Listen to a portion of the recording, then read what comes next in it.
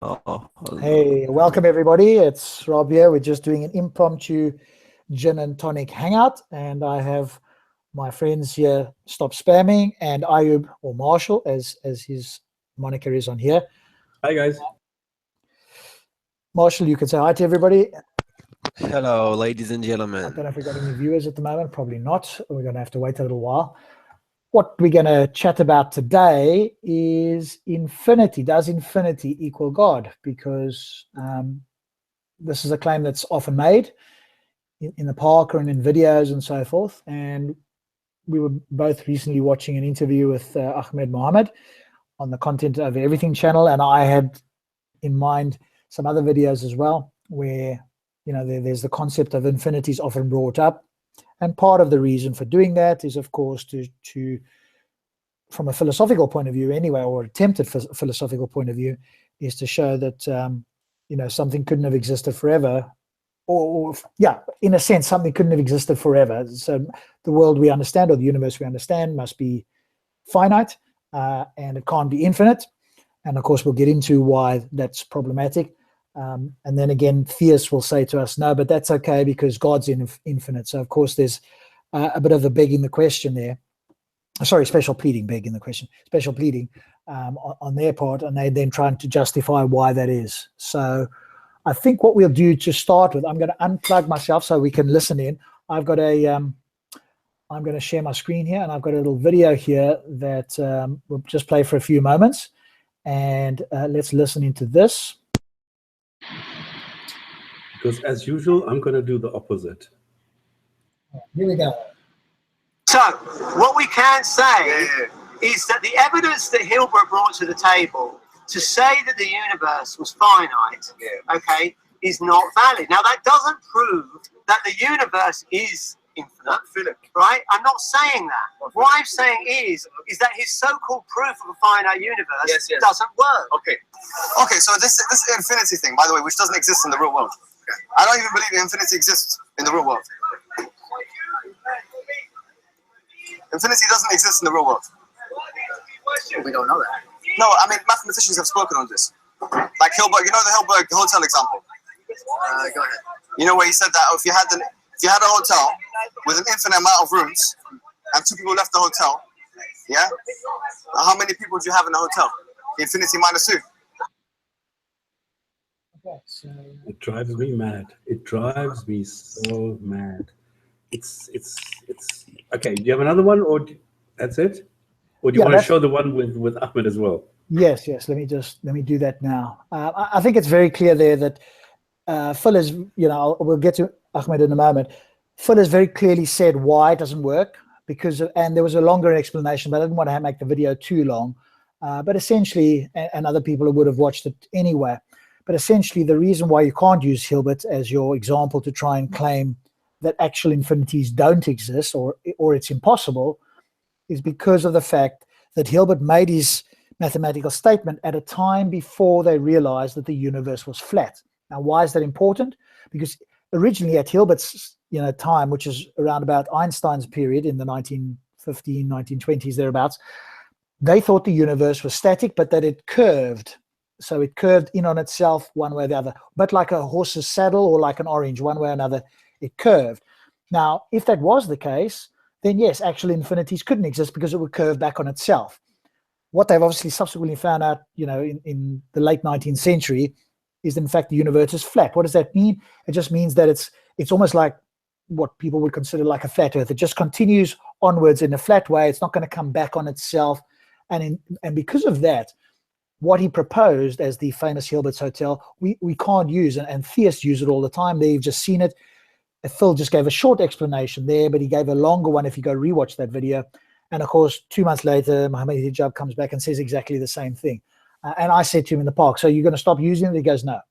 And so, you know, that's problematic for me, because there's an explanation being given and it's been completely ignored, either because people don't understand it, or B, they do understand and they just ignore it, which of course for me is disingenuous and not entirely intellectually honest. So that's a reason why from that video, always saying, and that's the other confusion. I speak to people and I've explained this before, and I speak to people and they go, oh, and they just don't understand what I'm saying. So let me say it again. What that is supposed to show is that all we're saying is that a theist cannot say that an actual infinite is impossible. That's all we're saying. We are not claiming that an infinite is probable or even possible. What we are saying is nobody knows for sure.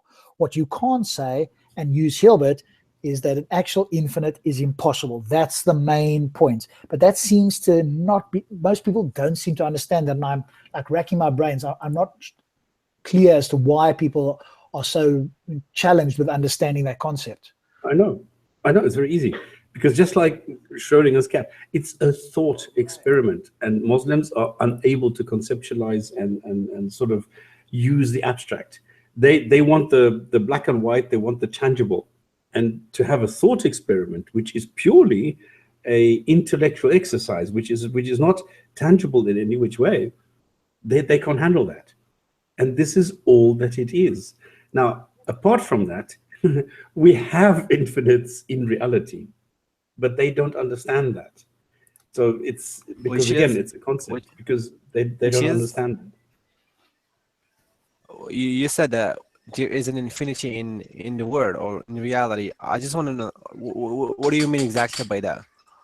Are you asking that you can demonstrate infinity in the real world, in reality today, on a physical level. No, but okay, but when you say infinity, you're talking about no beginning, no end. Correct. What is that thing in reality that is infinite? It's very easy. I mean, you just go take any concept. I mean, if I tell you go east, how long are you going to go before you get to east? Like about 2 hours. And then you have arrived at east. I don't get your point. I know. This is the problem. It's a concept. But if I tell you to go east, how long before you reach east? Like 2 hours, as I said. Where is east? But I don't actually get what you're saying. Okay, where is east? You mean east? What do you mean exactly? East and west, north and south. Yeah. So if I am going to reach the east, I got 2 hours to go. And then you have reached east. Yeah, that's a bit confusing for Muslims, I think, because they are looking for something tangible. They're looking for something very tangible. problematic. And this is the problem. It's a thought experiment. It's not something tangible. You can go east until the cows come home because you will never reach east. So going east is an infinite on our planet, on any planet. No, but when you no. So when I'm gonna go to the east, I'm gonna start from one particular point. It's not going to east. No, it's not going to east. It's going east. In other words, there is no starting point and no end point because you are continuously going east because you're on a sphere. From where I'm gonna start, go east, as you saying. There's no starting point. This is the point. There is no starting point and no end point. It's infinity. That's the point too. Definition of infinity, no beginning, no end. So when I'm gonna go to east, I'm gonna start from one point. Where's your starting point? Like for example, home. I'm home now, so I'm gonna start from home. No, if I say go east, it does not specify a starting point or an end point. It just says go east. Confusing. I don't get it. I know it's confusing. It's a thought experiment. It's purely intellectual. It's purely hypothetical. It's a thought experiment. It's nothing tangible. It doesn't say you start on coordinate 0, 0, 0, or it doesn't say go on the equator and start in Kampala, Uganda, and then you go east until you hit I don't know what. No, that's exactly what I'm not doing. This is why it's a thought experiment. That's why this is a real east on our real planet. Because it's a sphere, it's possible to do that. I see. Yeah, but I think as Rob said, yeah, you're right, Rob. Because even a lot of Muslims, no one of them would say infinity is possible, but they would make conclusive claim that it's very impossible. So well, I don't think a I don't know if a Muslim would claim that that infinity is an impossible concept, which is what kind of stops us talking about in a sense. But Yes, what they but I'm are talking trying to in the claim, physical world. but what they're trying to claim is that it's not possible an actual infinite. And I'm guessing what they're saying in thinking in their head is like an infinite number of bananas or some silly, analogy like that, which is Well, obviously hotel rooms. So yeah. Well, the hotel rooms, the Hilbert's hotel is obviously the example, and we've now I think shown that you can't use that example. okay, Yeah, but do they you don't think know that that. numbers? Try that again. I can't hear. No, do you think that numbers are infinite? Depends what you Yes. mean. For example, let numbers us are like for infinite. example, they are infinite. We cannot reach like a certain end. It's like infinite. It's not bound by anything. No, Marshall, you need to understand two different things. Infinity is not something that you can touch or hold or that you I can know manipulate. it's a concept. I know that. Okay, but what you are asking are questions which don't Did make I ever sense. say did I ever say I can touch infinity? Yeah, but the questions you're asking don't really make sense. No, Okay, but okay. let's listen to this one here, because I've got a little bit of Carlo actually, who's talking about it in a slightly different way here. So let me just unplug here.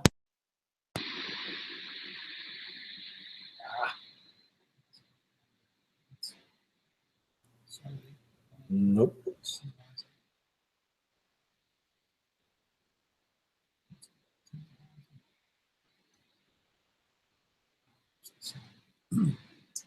Sorry, I'll just take it off here for a moment.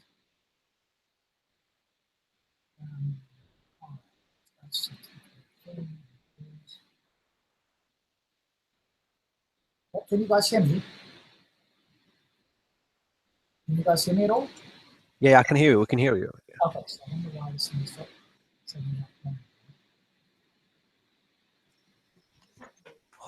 Rob, I'm gonna get back after 1 minute. Okay, is that okay? Yeah, just mute yourself, eh? You just try the other one.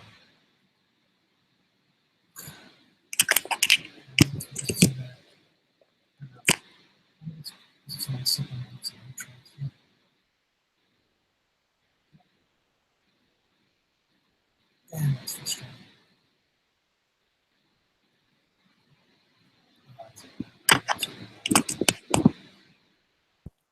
I don't know what's happening there. That is frustrating. I thought it was maybe because I put it on the second monitor here. If I unplug it now, let me.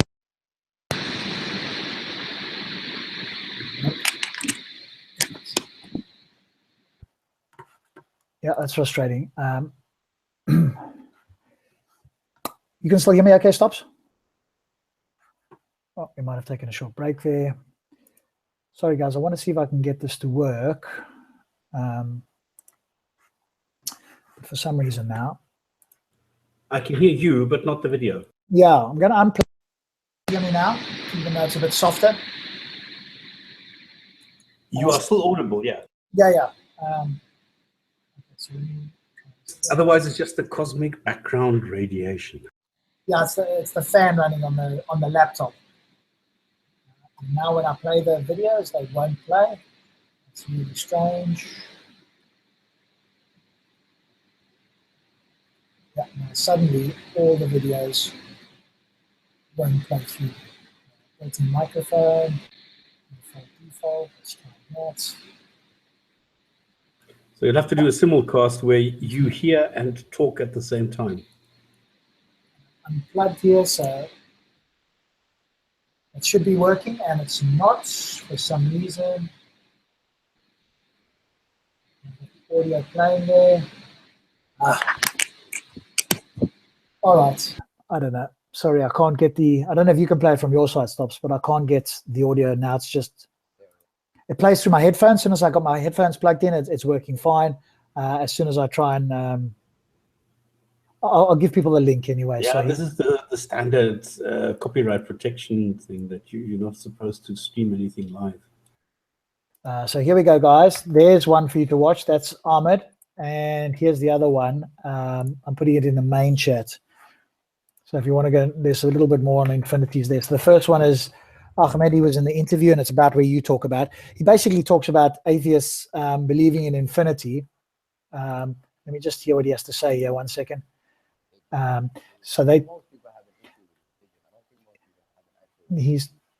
just listening in here at the moment. Atheists accept the infinite part. We accept there's something infinite. We just don't think that infinite thing is conscious. By saying that, we're apparently contradicting ourselves.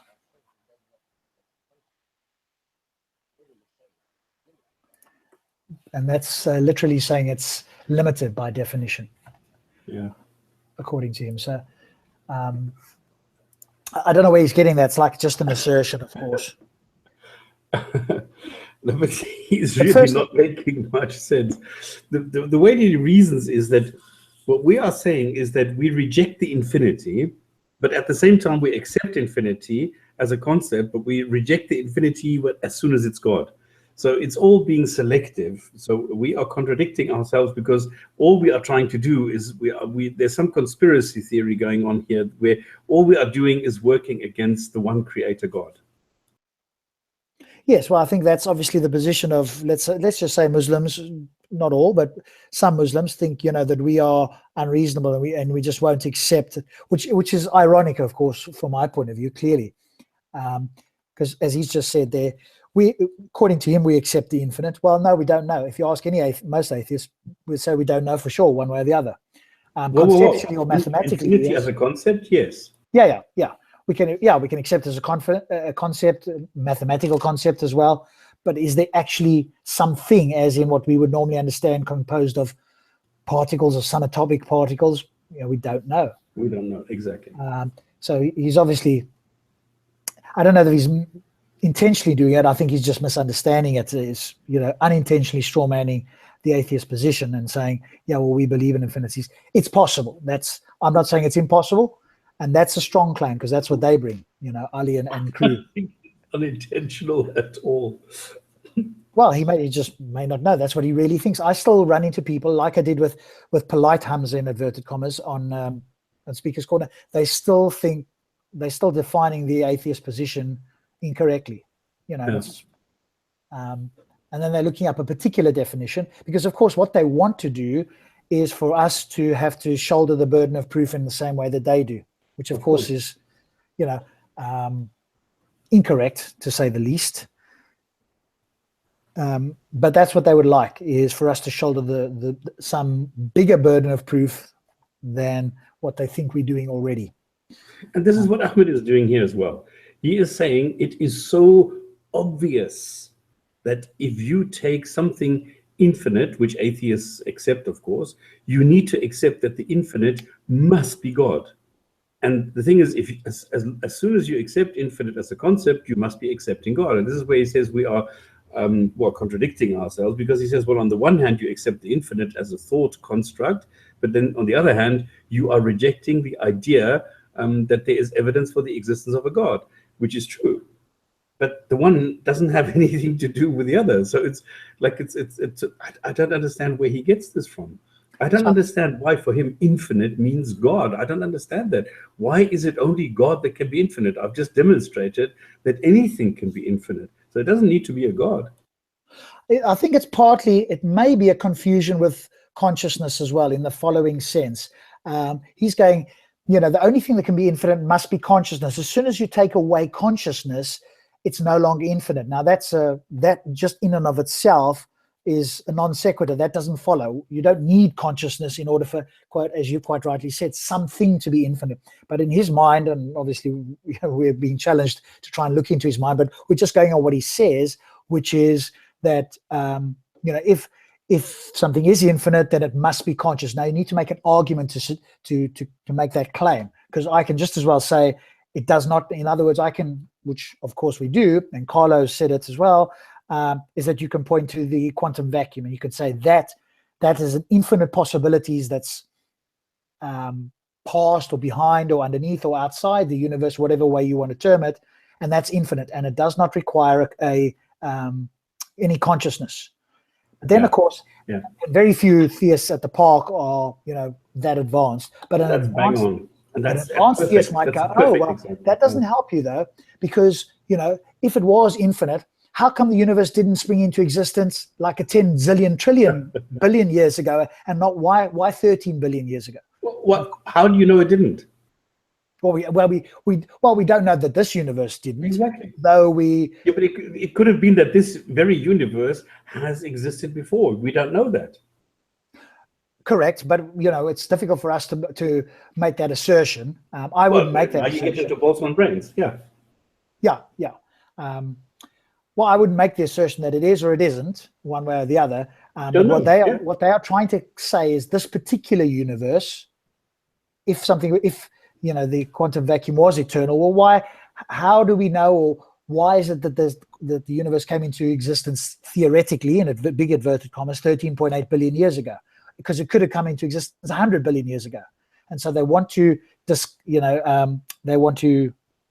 dismiss the claim purely because of that. But now, of course, we do realize, and we do know now, that things can randomly appear with no prior causes, in the sense of coming out of the quantum vacuum. So, and that's a random time. It could have been a billion years. It could be 13.8 billion.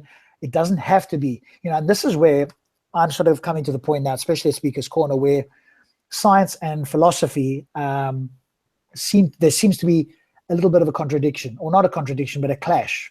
Because what they're trying to use, because all they have is philosophy. They don't have science on their side. So they co-opt science when it suits them, and then they reject it as soon as it doesn't go with whatever they believe in.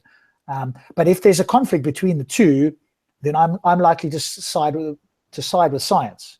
So, for example, in quantum mechanics, as we know, a particle could potentially be in two places at once. Or I was watching the panel discussion recently as well with Michael Shermer and Deepak Chopra and a few other ones. But on the science side, they're going, okay, non-local, meaning that there could be particles that are huge distance away from each other. They can affect each other somehow. That's quite spooky. Now, you wouldn't, we don't know that happens in the macro world. So in the quantum mechanical world, that's kind of spooky. And so, we've got to be careful not to say that philosophy is as old, let's call it, Aristotelian philosophy, for example, holds in all possible circumstances. It doesn't necessarily. And I think that's, for me, is the bigger point here. Yeah, the same way as I see this again and again, people citing singularity. This went out 30 years ago. And they are still citing it because they think that, people always say redshift. I'm so tempted. I wish I could go to the park and say, okay, redshift, explain redshift. And they will not be able to. And they think then there's redshift, then they hear these catchwords, and they are, what you pointed out so nicely, is that they are on a script. And they will say, well, because we have the redshift, it all goes back into a singularity, and there we have this, and therefore, if we this is bullshit.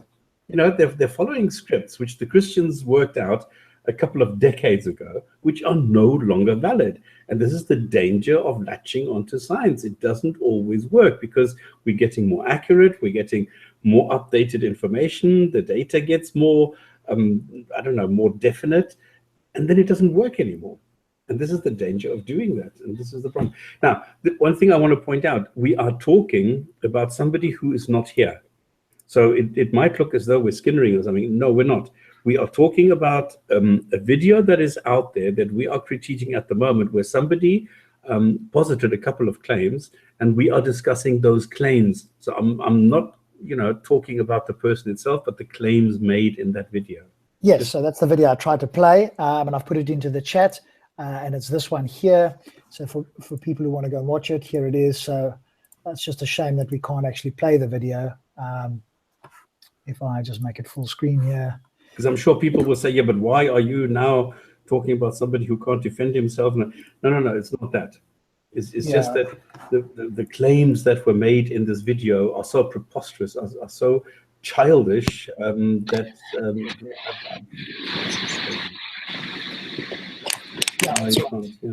So for some reason now it won't play. But from about 6:20, so if you go to this video at about 6:20, 629, I think, actually. Muhammad's talking about it there. So it's worth having a look at that just to see what he's saying there. So yeah, it's claims being made. And so again, you're right. We're addressing a claim that's being made by a particular person, obviously, but it's the claim that we're addressing there. Let me just go back there. I see this video now. Okay, yep. Pull-ups. For whatever reason, I can't get the sound playing. So here is one of them. I'll just post it again there. That's the one with Carlo, and I think this is the one with Ahmed, or whichever way. I haven't gone back into them there. So there's the two videos. You can go and watch it. So as I say, the big thing for me is just Muslims not claiming that an actual infinite is impossible. And I think Phil has clearly demonstrated that in the park there with both Ali and Hijab. And of course, they just, and that's why I'm really concerned, with what's being done at the park, because I don't think there's many people that come to learn. But it's ironic as well, because they come there and that phrase will be thrown out. Ali Dawa's done it. Darren Hamza's done it. Other people have done it. Oh, do you come here to learn, or do you come here to argue or something? Which of course is kind of ironic, because they are being shown something by somebody who's pretty much an expert, and they come back a month later and it's like they've never heard it, and they just carry on saying what they're saying, and that's problematic, let's say, to put it mildly.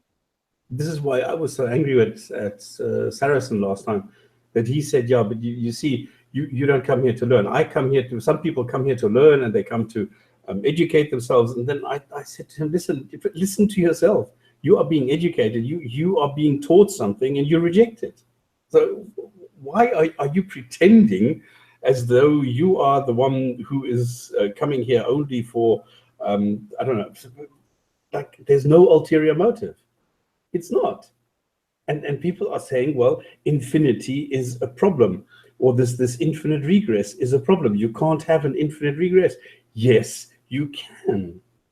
So let's address this quickly, because a lot of people are saying, well, the universe can't come into existence because then you would have an infinite regress.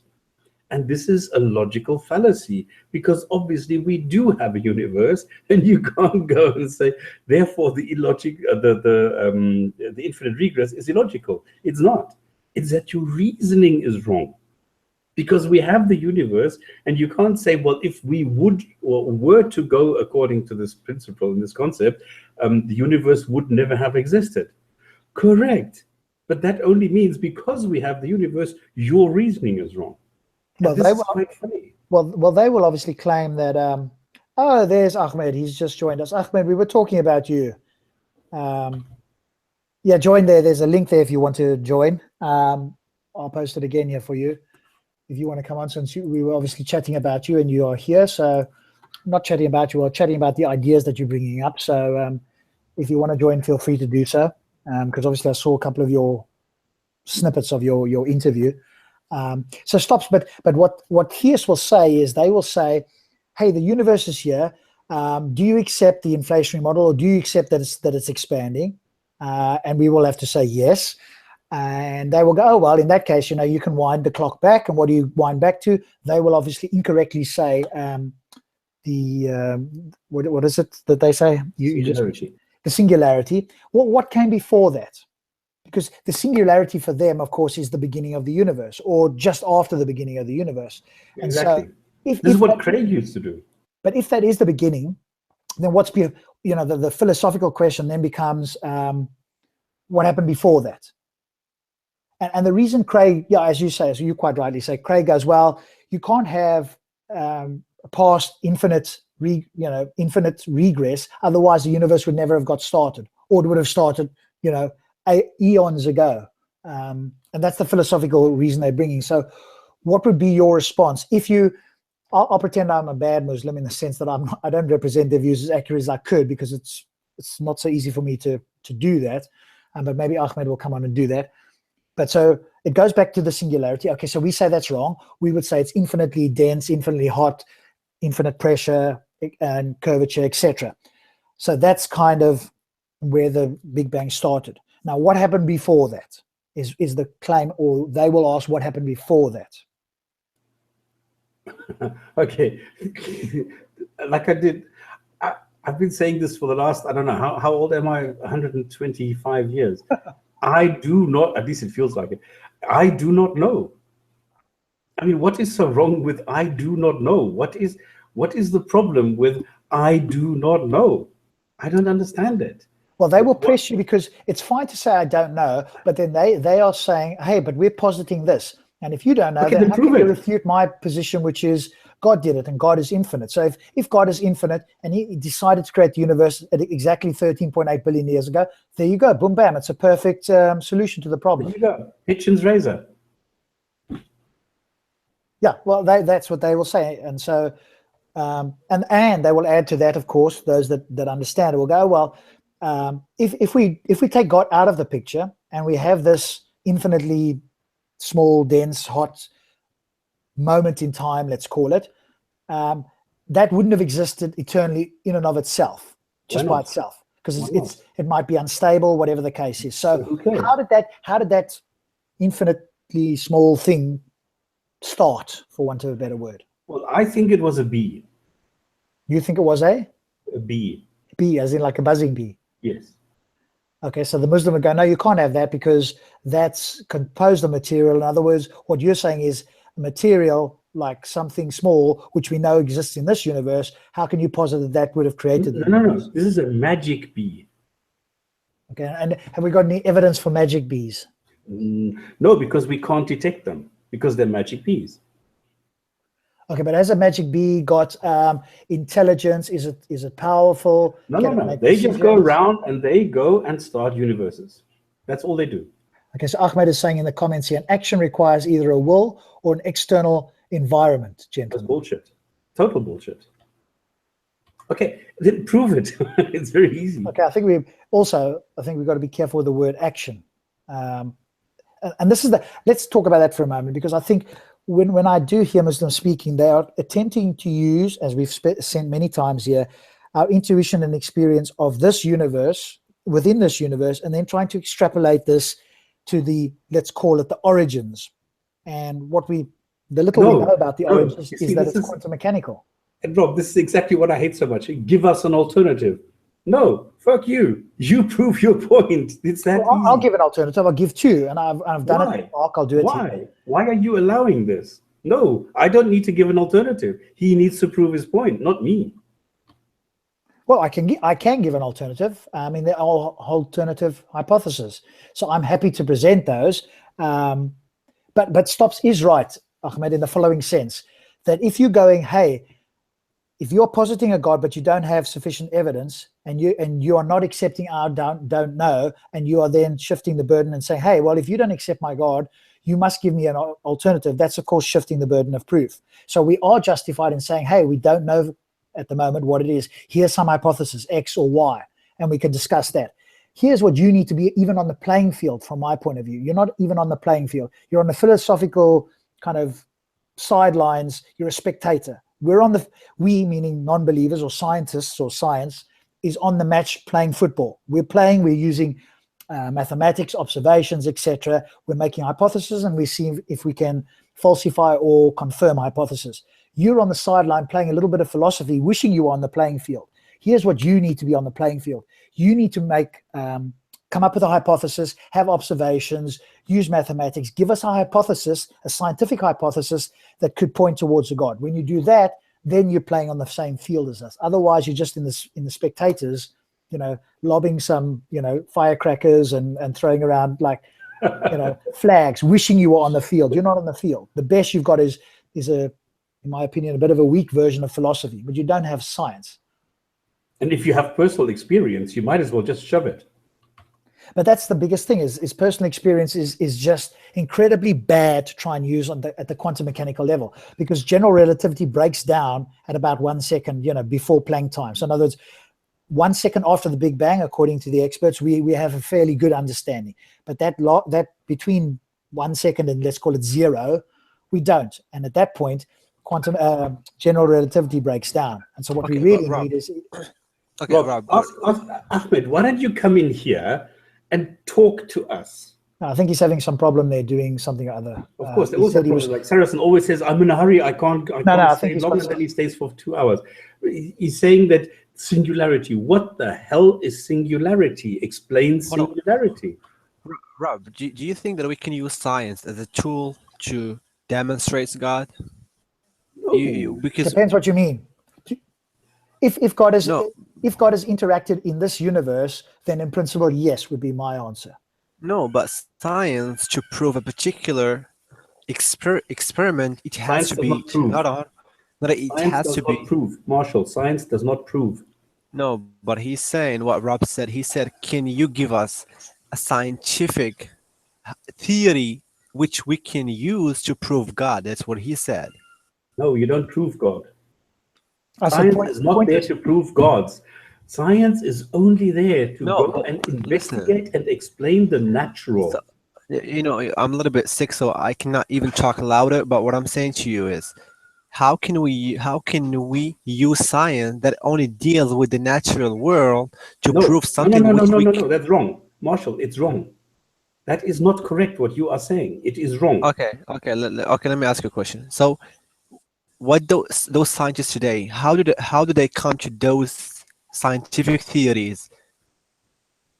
They develop models which go into No. hypotheses, which then develop into I know that. theories. I know that's scientific, but it has to be tangible. It has to be observable No, to do it's it. not. No. Where did you get this from? So are you saying, here's the question. Can we use the scientific method that we have today to prove something like spirits, like anything which we cannot observe? Yes or Marshall, no? Number one, there is no such thing as proof. As soon as a spirit manifests itself in the natural world, it can be detected and thus be explained through natural processes. No, my question is, it's a very simple question. Can we use the scientific method today to prove the possibility or the probability of God's existence? Marshall, you're not listening. You are asking questions which are No, I want nonsensical. you. No, but I want you to answer this question. This is why I I'm cannot sticking answer to. this question. Can you answer the question, how tall is Tuesday? Oh my You God. can't. So what you are asking is, how tall is Tuesday? And then when I say I can't answer that question, you're saying, well, you're refusing to answer. No, Hold on. you But cannot answer that question that you are posing. But I still remember when Rob had a discussion with Hamza, he even agreed with him. He said, yes, he agrees with what Hamza said. He said that. We The all make scientific- mistakes. What did I agree? Rob's no, you said to him that we can never use science or the scientific method in particular to prove God. That's what you said. When did you hear me Wait. say that? No, the last time you had a discussion with him. I can send you the video if you like. Okay, so I think if I remember correctly, No. it was late afternoon, evening. And, I don't want to misrepresent you, Rob, but as far as I remember, that's what you said. okay, so let me clarify my point. It might be slightly different to Stops's point. I'm using your word proof, which again, yeah, it's problematic because proof only goes so far. It's not 100% in science, as we all know. But putting that aside, the layman, when we talk in normal language, when you and I are having a chat on the street, you say, prove that the bus is going to come along. Now, obviously, we couldn't really prove that, so we just use it in like everyday speech. And so that's often how the word is used at Speaker's Corner and the way you've done it. So using your word, I would say that as my understanding is that we cannot use science to, quote, prove, use your word, God, if in fact there's a God outside of the universe. We can't prove the entity. However, if the entity does in fact interact in this world, then in principle we could, quote, prove or demonstrate or show or point towards the entity having interacted in this world. All right, but what I want to understand is, if we can never use the scientific method to prove God's existence, what are the alternatives that we can use to prove if this entity exists or not? This is what I want to know. No, but I've just said to you, has this entity interacted in this universe? I believe yes. Okay, so if this entity is interacted, then we could use the scientific method in principle to investigate that. So use the example which we've used before. I've told you this, and you've probably heard it anyway. You know, the flood. I asked Hamza, what's a miracle? You know, and so he went the flood. Now, if the flood is true, that would be a supernatural event. That would not be a natural event. Would you agree? Yeah. So God would have allowed it to rain. He would have dipped his finger into the atmosphere of the earth and sent down more rain than is possible in any other way in the history of the planet, let's say, as an example. So that would be a supernatural occurrence. Now, if in fact that did happen and it left evidence, like the ark being on top of Mount Ararat, and we dated the wood of the ark, and we got inside and we got DNA of every animal that had ever lived at that time, and there was evidence of salt water in or around the ark, and perhaps there was a quarters there. There was other evidence that we could find of the ark, and it dated to 6000 BC. Now, it could, in theory, be reasonable for us to assume that, in fact, a local or some kind of flood happened, because there isn't any other way that we can. Rob, are you familiar with what the Quran says about, even because I have read a lot of verses in the Quran, and they say that they basically refers to God can never be proven using an objective or empirical evidence. It says like you gotta observe around you, and then you can rationally and objectively conclude that some reacted or interacted in this universe, like how big it is, like where the sun is, and all that. Okay, firstly, I think you've got a misreading there. My reading of the Quran says ponder on the Quran itself. It doesn't. No, I read it. It doesn't say ponder on the natural world to try and falsify. No, it's let me give you the Arabic. It says "Wanduru hawlakum," look around you. That's what it says. It doesn't say look into the Quran. It says look That's around half a this sentence. universe. Give me the full thing. You're giving me half a sentence there. Okay, I can send you the verse now. Hold on a minute. I would just say it out loud. It's actually a beautiful verse, Marshall. So bring it out. Or you do it then, Ahmed. If you've got it there, you say the verse. No, I'll wait. I want you guys continue your conversation. It's rude. I don't want to bite. Okay, I'm gonna give it to him. Don't worry. Beauty does not equate to truth. True.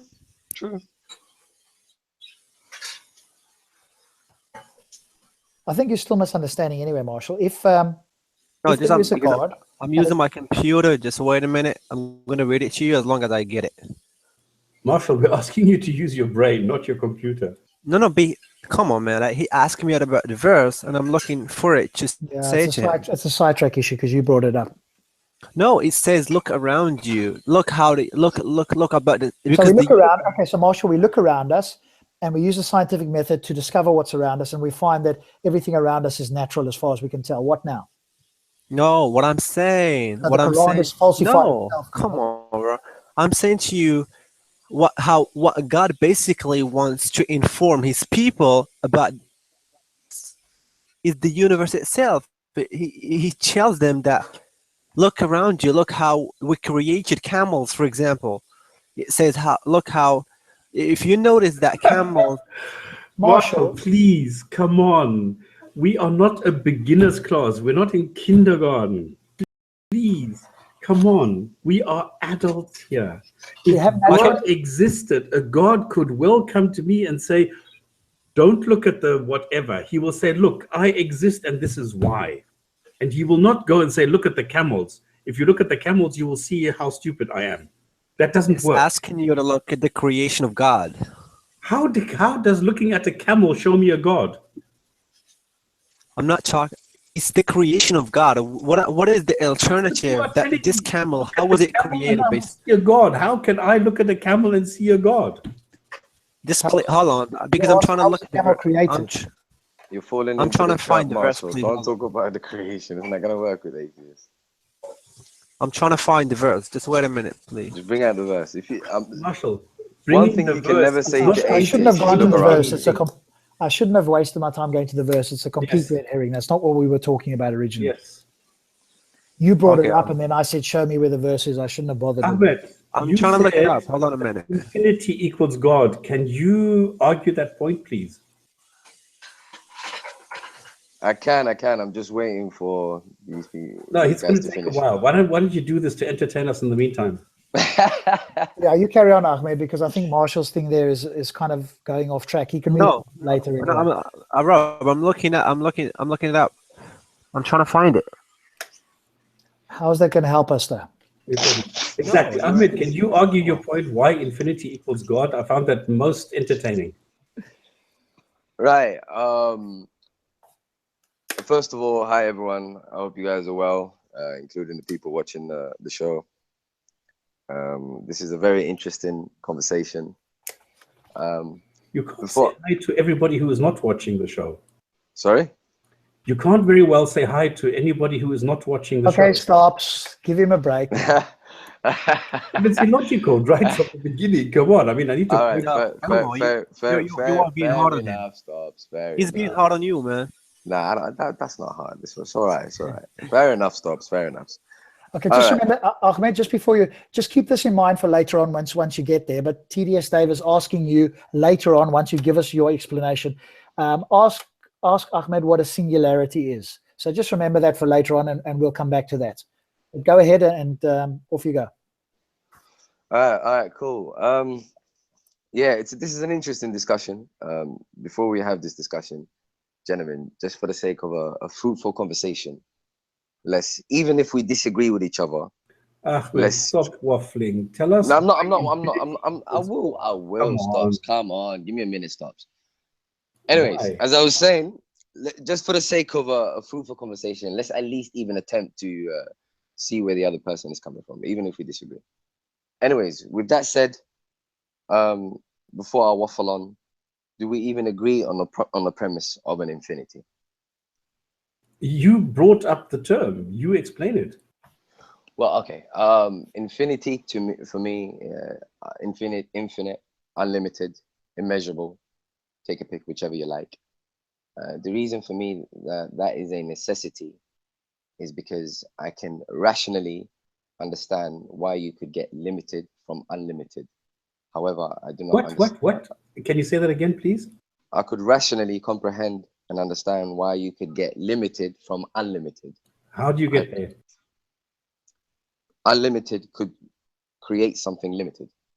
How do you get there? Even limited could create something limited. How we get there? All right. Everything around me has limitations. Everything in this universe has limitations. Where do you get this from? Why does everything around you have limitations? As far as my knowledge goes, my experience goes, if you disagree, you could tell me. But I disagree strongly. I very strongly disagree. Number one. Then please tell me what unlimited thing you have come across. Okay. Number one, we all know the quote from Einstein: the universe and human stupidity are without limits, and I'm not sure about the universe. That is irrelevant. Number two, if you look at when Rob has just been talking about it, it's a pity you only joined now, because the possibilities of a quantum state are limitless. The possibilities of a quantum state. Is that what you said? That's what I said. Right. There are all sorts of possibilities. I'm concerned with probabilities. Hang on. Are we talking about probabilities, or are we talking about possibilities? You need to define your terms. We're talking about. I think the only rational discussion we can have are probabilities and not possibilities. We're talking about all sorts of possibilities. If we discuss possibilities, all sorts of fiction is possibility. Okay, then we can't talk about infinity, because possibilities are limited, infinity is not. I beg your pardon? If we're talking about possibilities, then we are talking about something that is quantitative. We're not talking about, or are you talking about the endless amount of possibilities that a quantum state can have? I'm not talking about a quantum state at all. I'm simply talking about the term limited. Anything limited, its limit has been set. And as far as I'm concerned, human experience is limited. Therefore, human beings are in no position to say that anything that they have come across is unlimited. I beg to differ. How? Tell me why. How? My imagination is limitless. No, I beg to differ. Show me. I can imagine anything. I don't think you can. I think I can. You can't imagine what you cannot imagine. I can imagine anything, and I can also imagine what I can't imagine. You can't. How can you imagine what you can't Come on. imagine? I can imagine anything. There is no limit to imagination. There is. Your Oh, imagine. Your How imagination. can you limit imagination? My imagination is limited to my imagination. Okay, that's your imagination. Mine no, but is wait. not. Your imagination is limited to your imagination. So I'm afraid with that said, your imagination is I limited. can imagine endless amounts of imaginations that you can have. No, this is bullshit. Now Because imagination is, by definition, So are you saying every single human being has the same? Ooh, this is how beautiful it is. The same limit of imaginations as each other. no, they're all unlimited. They're all unlimited. So is everyone on par in terms of imagination? No, everybody is different. This is exactly what I'm saying. Everybody is alright, unlimited in their so clearly- imagination. So since everybody is different in their imagination, they're clearly different in terms of levels of imaginations too. No, that's not the same thing. I'm saying How that is it the not? limit is not there when it comes to imagination. I'm not talking about levels. I don't know where you get the word level from. Well, if you accept that humans have different imaginations, explain the difference to me of different and limited. Limited is if you have a set of rules along which you can move. If you do not have that limit, you are unlimited.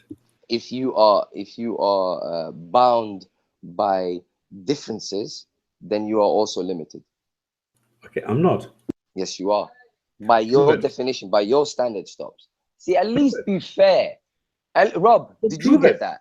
Let's ask Rob and Marshall on that one. Brother. I don't care what Rob and Marshall say. You said that my See, imagination is limited. Prove it. This is the thing. In order for us to have a fruitful discussion, we need to agree on what is rational and what is not. No, so we how don't do we need to. decide? No, how do we no, decide? no. Of course we need to, because then if we don't decide on what is rational and what is not, if we don't decide on something objective, then we'll all be speaking subjectively. No, look, Ahmed, you made a claim. Okay, you What made claim a did I claim make? that infinite equals God. I asked you to explain. Wait, I didn't even get to Now God. you are saying I didn't even get to you God. need to first explain can't go ahead, limited, and then you're saying every human being is limited. And I showed you that that is a wrong premise because my imagination is limitless. Now it's your turn. How about your imagination is limited to your life? It's not. To your life existence. How about that? I can imagine you can imagine until you die. Imagination without life. All right, you can imagine until you die. How about that? No, this is not the point. Stop. See, the point is you are trying to show. Ahmed, you're trying to show limited, and that is wrong. I just did. Why can't you accept that you are wrong? Why is that so difficult? You have to prove how I am wrong. Rob, you've got to be fair in this. This is ridiculous. Don't talk to Rob. You're talking to me. Don't appeal to Rob. But you're talking to me. We're not getting anywhere if you're just going to be stubborn about it. Stop. All right, I think Ahmed, you need to just say your piece. Hopefully it doesn't take long, because this whole limited thing is just airy-fairy. You haven't made a claim. You've made an assertion that we're limited. Stops has made the opposite. I'm in the middle. I don't know if we have. How do we prove it one way or the other? You'll die. How about that? Either way. There's your proof. You'll die. Every single human being dies. Therefore, we're all limited. Okay, so your claim is even our knowledge is limited. Accepted. Done. Next. So wow. All right. Hold on, Ahmed, hold on. I've just found the verse and it's really beautiful. Wow. I told you. Kill him. Wow. Kill him. I'm gonna post it in the chat so people can read it. No. Yeah, do that, but read it as well. It's really long, bro. No, it's the one verse we talk about. I remember how it goes. It goes. No, we will show them in the horizons and in themselves. I know. Apart from that, this is another one. This is a different one. Okay, post it in the chat, Marshall, and let. Oh, but it's let Ahmed. Chat, but the chat only accepts 200 words. All right, we'll post the surah and the verse number then, and people can go and look it up. Okay, wait a minute. But I can read it if you like. You were arguing for infinity and you came to limited. I don't know why, but whatever, go for it. All right. The reason I came to limited is limited necessitates infinity. How? Because limited by definition is set. Limits are set. Okay, and? Therefore, who are they set by? It must be set by something external. Why? Why is a separate question? Well, No, that is the question. Why is exactly your assertion. Now go and provide the evidence. Why does not take us to the existence of something infinite? We need to stay on the how at the moment. Oh, I need that. Ahmed, your example there is very sort of airy fairy and disjointed. I've not heard it like that. Try and carry on, because the way you've tried to just I've looked through a bit of literature on this and I've never heard the way you're talking. So I'm pretty sure that nobody has brought it up, unless you've got some magical way of saying it. I just think the words and the way you're trying to express this is either confused or disjointed, and so it's not really making sense. So see if you can do it another way or something. What exactly did I say that does not make sense? We're limited, therefore that shows that there must be unlimited, and that doesn't follow. That's a non sequitur. I didn't say that. You said that infinite. This is what I said. It's very simple. The word limit, literally the word limit, if you look it up, its Latin origin was to set a limit. What is the Latin origin? What is the Latin origin? I can't really be asked to go into it right now. Well, you said that it's the Latin origin. You can so look what it up. is the Latin origin? You can look it up yourself. Furthermore, okay, do you speak Latin? Furthermore, strike that. You don't speak Latin. Do you know what limes is? Okay, Rob, limes is the boundary. There you go. Limes is boundary. Thank you. You said it. Rob, did you receive the verse? Yeah. Do they or do they not? Okay, Rob, can you please read it, because I've just posted it in the chat. Not now. I'll read it later. Let's finish this first. Okay, but you were asking for the okay. Yeah, okay, I've got it. I can see it. All right. Look, let's be fair here. Right, just present the argument. Ahmed, just bloody well bring your point. My argument is this. For half an hour, my argument is your this. point. My argument is let him this. finish, stops. My argument is this. Because everything limited have to have had their limits set, and they have had to have had their limits set by something external. No, with that's that, cool. You wanted to know my argument, and then you can dissect it. I have no problem with that. Now, because of that fact, it necessitates that something unlimited must be the source of all limits. The reason I'm saying that is because if the alternative to that is something else that's limited, and like you guys were speaking about earlier, you'll get into the whole infinite regression. That's ignorance. That's an argument from ignorance. Now with that said, I'll just present my argument and then we'll go into that. Oh, I thought that was your argument. Anyways, no, I'm not finished. Anyways, now with that said, the only other option I have is something unlimited that set the limits of everything that's limited. That's what you just said. So i.e. the source of everything limited. Now, with that said, the question of consciousness is, I think, where we theists. Let me finish, please. I'm just gonna present my argument, and then you can get it in. 5 different fires, which we all need to extinguish one by one. It is one point. Don't go into consciousness when we're talking about infinite. Okay. Those two have nothing in common. You're talking about infinite. Yes. Equals God. So stick to the point and don't come now with consciousness. And by the way, the universe started. And by the way, we don't know where abiogenesis started. Stick to one point, please. I haven't spoke about any particular destination. Now, anyways, as I was saying, because of the infinity being a necessity, according to my opinion, I have no legitimate reason to say that infinity does not possess consciousness. If I was to say that, I feel like I would be making a claim, and I would also, in fact, be setting a limit for something I claim is infinite. So I would be contradicting myself. So as far as I'm concerned, you guys are the ones making the claim. That's my case. What claim are we making? That it does not possess consciousness. What is it? What are you talking about? The infinite. Okay, but you've just defined infinite into existence. You are? Beg your pardon? You've just defined infinite into existence. And What do your you mean by argument for the infinite, as I understand it, is that everything is limited, and therefore the only way that anything limited can come into existence is from something unlimited. Is that, am I understanding you correctly? The source of everything limited must be an infinite. Yes. Why? How come? This is crazy.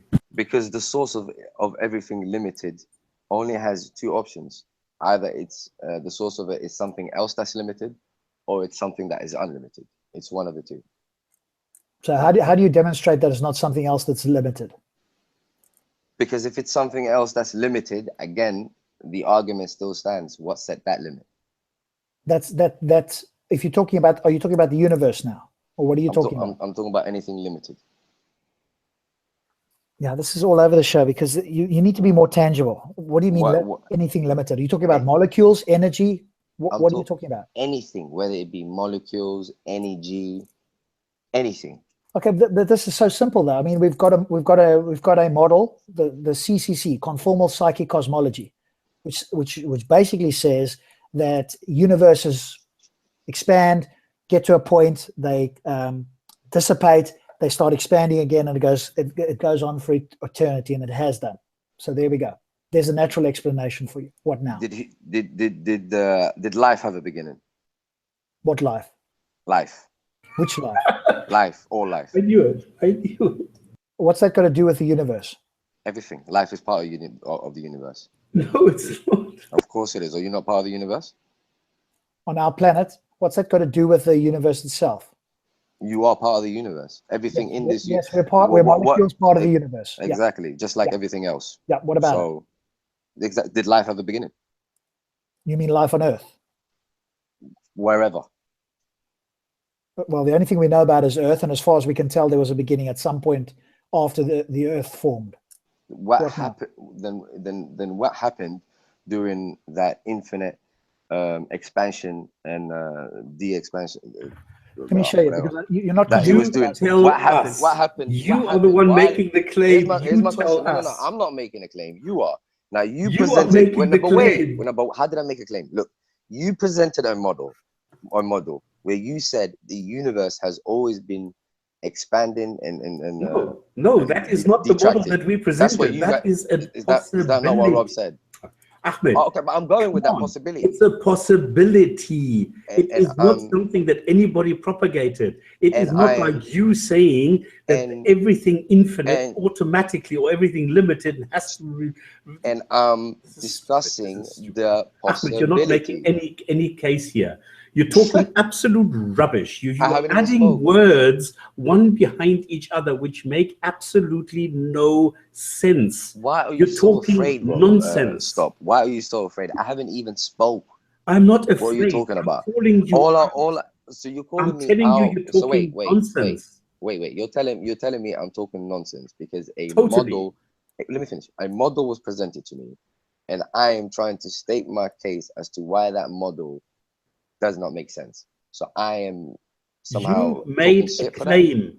Your claim was infinity equals God. I asked you the question. I was the one who asked you the question. Please explain your claim that infinity equals God. When did I say infinity equals God? In the interview on Content Over Everything.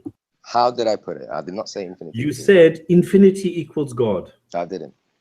I know what I said. I was there. I did not say infinity equals God. Okay, then what did you say? I said infinite, if you take it in its literal form, then consciousness is part of that infinite. And no, you said infinity is with God. Listen, and if you have an infinite that is conscious, that is what we define as God. Okay, there we go. How can you get from infinity, which is a mathematical construct, which is a concept, into consciousness and into God? Why do you think a God requires consciousness when you don't even know what a God is? And why do you think this requires infinity when you don't even understand what infinity is? Because infinity means immeasurable. Am I wrong? You are wrong. That's okay. Tell me what it means then. I don't need to tell you. You tell me. Why are you shifting the burden? You come up with these crazy ideas. All right. How about unlimited means literally no boundaries, no limits whatsoever? Do you accept that? No. What do you accept? You want to argue for the sake of arguing stuff. No, I'm just trying to be precise. You are saying infinite equals consciousness equals God. Okay, well then show it. I haven't said infinite equals consciousness equals God. I love how you're trying to make my then what case are forward. you saying? Okay, give me what you are saying. Give me your claim. All right. 1 minute and try not to interrupt. Unlimited. I take it for what the definition of unlimited is. Means no boundaries whatsoever.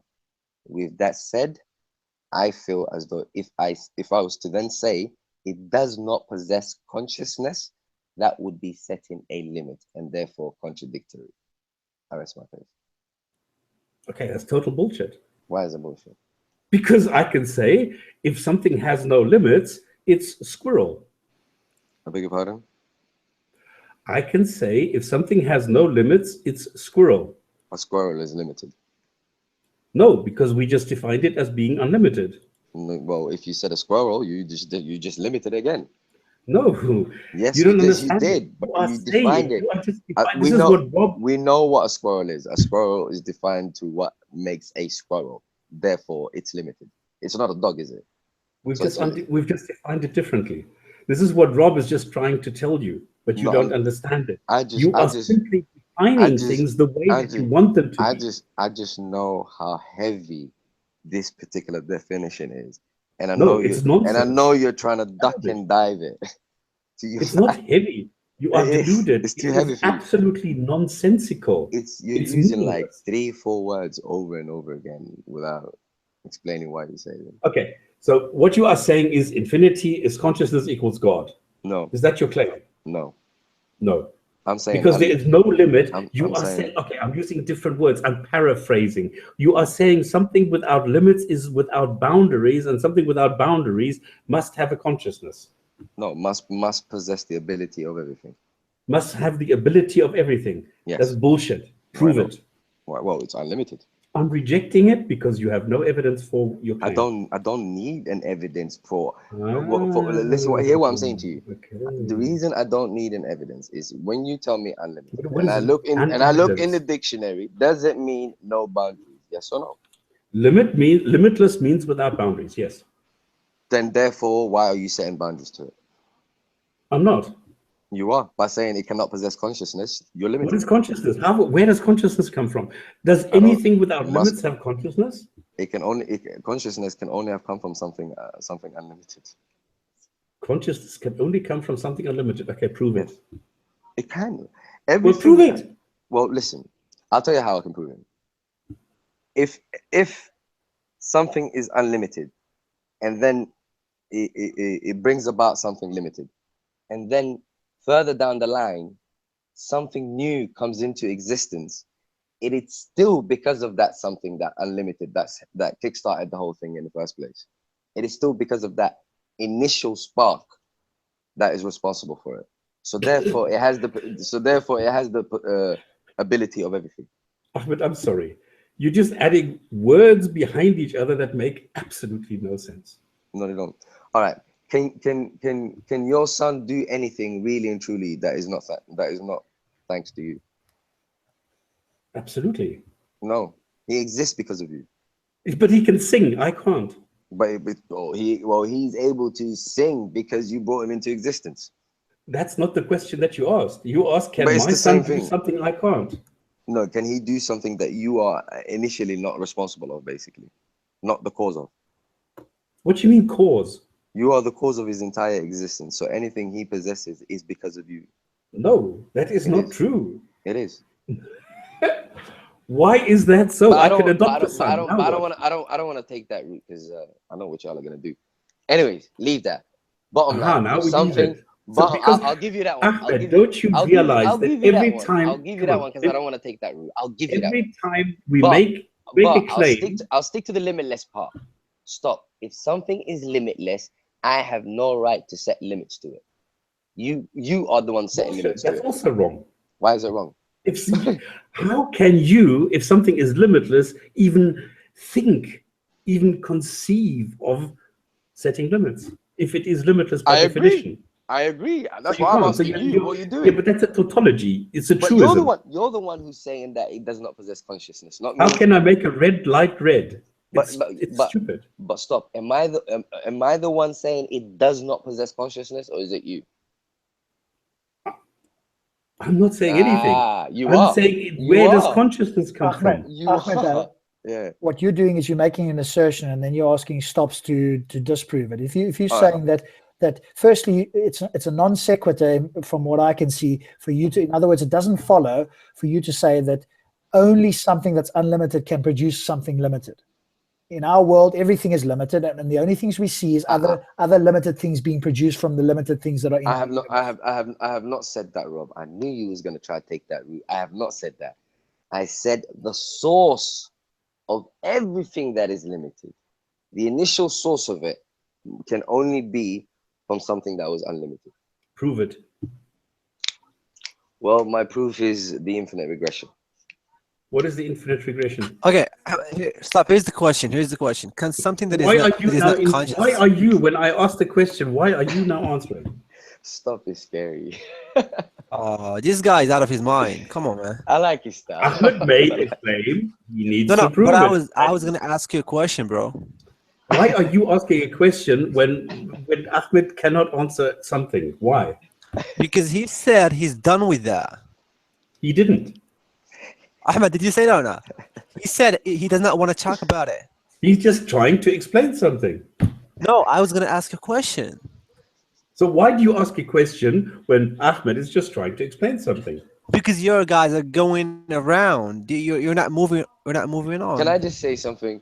Can I just See, say now the next guy is starting again. Come No, on. I just want to say something quickly. I think personally, yeah, this is just my personal opinion. I think atheists would have a much stronger position if they didn't. Atheists don't have a position. I don't know. I think Atheists do not have a position. Atheists do not have a position. Have a drink of hops there for a moment. Come on, he's talking nonsense. Yeah, but just mute yourself and have a stops because they can't say 5 words yet. And What is an atheist? a drink? Personally, Have a drink there, buddy. But all right, personally, I think those that do not accept the concept of, that theists are making, I think personally, I can understand the concept. I would personally see more of where you guys are coming from. If you at least respected theists, even a little bit of like, oh, okay, is that why you guys believe that? All right, but it's not enough for me. But you dismiss it like it's a complete joke. Like you have absolutely no idea where we're coming from. And that's I not have no idea where you're coming from. I Really? don't understand where you're coming from. Really? And I don't. really stop. You have absolutely no idea where we're coming from. So when Correct. I say so when I say to you, the source of everything must be something unlimited. You have a Prove it. struggle to understand that. Yes. Okay. All right. My argument to that is the alternative to that is that No, the source no, of it. not Yeah. alternative. No. I don't want What the are the- alternative. I what are don't the want to ways? hear what it is not. I want to hear what it is. Besides comparisons, well, how else do human beings? That's an argument from ignorance. I don't want that. You made the claim. I want you to go and present your case. You presented the case between infinity and gods. All right. How about Bring this it. stop? Yeah. How about this? How about this stop? Since you want to play that game. All It's right. not a game. Oh yeah, right. All right, cool. How about each and every single individual has a certain criteria for which they understand the argument anyone makes. So I don't want to waste my time. I've tried to make my case in many ways that was acceptable to many other people. So Nope. what particular plan of action should I take for stop to be satisfied? You made the claim. I just Yes. want the explanation. All right. And I don't how? understand it. All right. Educate me. All right. What route of explanation can I take which would satisfy you, which you could then decide whether the explanation is good enough for you or not? How can I tell you what to do? You came up with a claim. I want you to explain. You could tell me a route. Like, for example, Explain the universe then, Ahmed, because that's where you really want to go. So rather than using airy-fairy words, use something tangible and explain it in relation to the universe.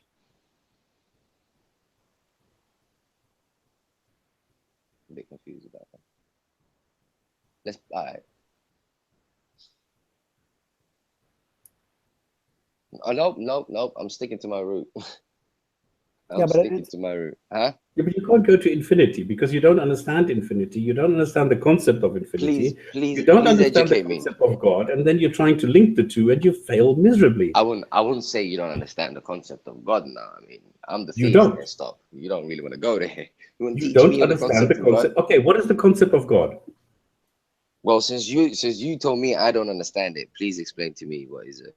No, I am saying you don't understand it because I don't understand it and you can't explain it. So I'm asking you, what is the concept of God, since you explained that somehow infinity and God are linked in some way? You just said I can't understand the concept of God because you can't understand the concept of God. No, I said you don't understand the concept of God because you are linking it to infinity and you can't explain what the concept of God actually is. If I was to tell you the concept of God, regardless of what I say, you're just gonna dismiss it. Stop. So what is the point of me telling you what my concept? Are you a prophet now? Is? Are you a prophet who knows what I'm going to say? Well, I know that you don't accept the whole idea of a concept of a God. Try me. Okay. Now let's make it entertaining. Marshall. Oh. Marshall. Yeah, what's up, bro? Do me a favor. Could you read out Surah Ikhlas, please? Yes. Okay. Don't laugh. It's quick. Don't laugh. You wanted the concept of God in it. Come on, man. Don't laugh. I mean, it's not good. It's less than a minute. Go on. Okay. Do you want me to read it in Arabic or in English? In English, please. Okay. It says, "Say God is one. He begets not, nor is he begotten, and he is absolute, and there is nothing like unto him." Right. What does that mean? And another translation. Okay. No, I don't want a translation. I want the interpretation. Because this is my translation. I may have missed some words. No. You haven't. There is a connection between infinity and God. I challenged him that he doesn't even understand the concept of a God. I'm waiting for him to explain to me the concept of a God. I'll tell you the concept of a God. The concept of a God is one and absolute, sustains all, needs none, neither begets nor is begotten, and there's nothing like unto it. I have not understood a single word you've said. Because it's supernatural, baby. No, it's not English. These are words I do not understand. All right, cool. All right. Absolute and eternal. What does that mean? It means absolute, as in no deficiencies, eternal and infinite. Absolute. What does absolute mean? It means absolute, perfect. No deficiencies. So why doesn't it say perfect instead of absolute? It means the same thing. Stop. How is that an argument? Come on. You go too far. Stop. Your arguments are weird. Ahmed, really, stop. You're being dishonest now. What is the difference? What is the difference if the word is perfect or it is absolute? It makes no difference, bro. I do not understand the word absolute. Well, now you do. We just explained it. Okay, Ahmed, let us use Google. Absolute zero temperature of 0 degrees Kelvin. We're gonna use perfect temperature. We're gonna use color. We're gonna use color Google. Hold on a minute. Is that what you're saying? Yeah, it means perfect. So perfect temperature is zero absolute, 0 degrees Kelvin. Is that the perfect temperature?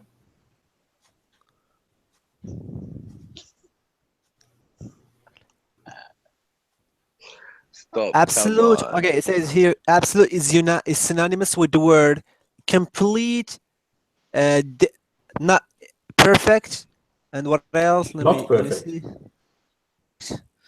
It says perfect or not perfect. It says perfect. Perfect. Absolute is equal to perfect. Yes. Okay, so God is perfect. No. When we say God is perfect, we mean that he is not he does not have any contradictions or weaknesses. Any deficiencies? Okay, Nothing. great. Yes. Okay, Or we've established that. imperfections. So absolute we have now defined as perfect. You see, now I understand this. Brilliant. So God is perfect. Okay, next one. Infinite, eternal. What is infinite? We've just been there. You No don't know what beginning, it no end. No beginning, no no. beginning, no end, no Okay, boundaries. all right, fine. Immeasurable. Next one, I'll give you that one. All right. Okay, what else? The next one is wait. And there is Sustains all. no. And there is nothing like comprehend. Wait. That's the last one. Wait. That's the last one. I love this surah. Wait. The second one is sustains all, needs none. Yes. What does that mean? He is a sustainer. It means What does it mean? everything is sustained by something external to it. What does that mean? Everything is sustained by something external. Okay, repeating it does not help. You need to explain it. It means besides it. Everything else requires sustenance besides it. What does it mean, sustenance? Sustenance. What is To it? exist. Sustenance. To exist. To Everything to exists, live. but it does not exist. No, but everything that exists requires something else in order for it to exist. Everything that exists requires something else for it to exist. Yes. Except this God, which doesn't require anything to exist. Yes. So There your you go. belief Now is you not understand. required. Worship is not required. It will just exist. That's a separate argument. We're talking about you asked the concept of God. So it's sitting there We're not going, talking concept of God. No, wait, stop. That's concept of religion. Stop. We're talking about concept of God. No, I'm talking about this God thing. You are describing a God, right? No, but so far, I just want to prove to you how this can be the only definition of a God. I'll prove No, that to you you. can't prove No, what- anything. no, You what can he's only tell saying- me your I'll definition. prove to you I think that what- the only concept Okay. of God that there could be is Islam. I'll Yes, prove that's that to you that's today. the most logical one. I'll prove that to you with this verse alone. This Okay, surah let's go. alone. Next one. Next one. All right. So where we at so far? We're at absolute Eternal. Wait. Absolute eternal sustains all, needs none. And What do you mean sustains all? We already talked about that one. No, you said it doesn't sustain itself. It doesn't require anything. How does it sustain anything else? It sustains everything else because everything else depends on him, basically. What do you mean? How does it depend? Everything else, like this universe, obviously, the whole argument is dependent on a creator. No, the universe is not saying- dependent on the creator. He's the one taking control. No, there is no control over any of the universes. All right. How do you know? How do you know? Wait. We'll make it easy for him. How about everything else? Everything in this universe requires something else in this universe to exist. How about that? Show me this. Demonstrate this, please. All right. We need the sun. How do we need the sun? Can we exist without the sun? No, we cannot exist without the sun. So we require sustenance. Hold on. Do we Okay, need do we water? require No, hold on, Ahmed. Do we need water? Do we stop? Do we need water to live? No. I love atheists. I love atheists. Need water to live? No. Wow. Are you from Mars? No, I can live on fruit juice. No. Even scientifically speaking, Fruit no juice contains scientist water. would say a human being could live without drinking water. You He's could joking. just try He's it. joking. He just said fruit juice, bro. He's Oh joking, my- Marshall. He said fruit juice. He's Oh. joking. Anyways, you gotta understand.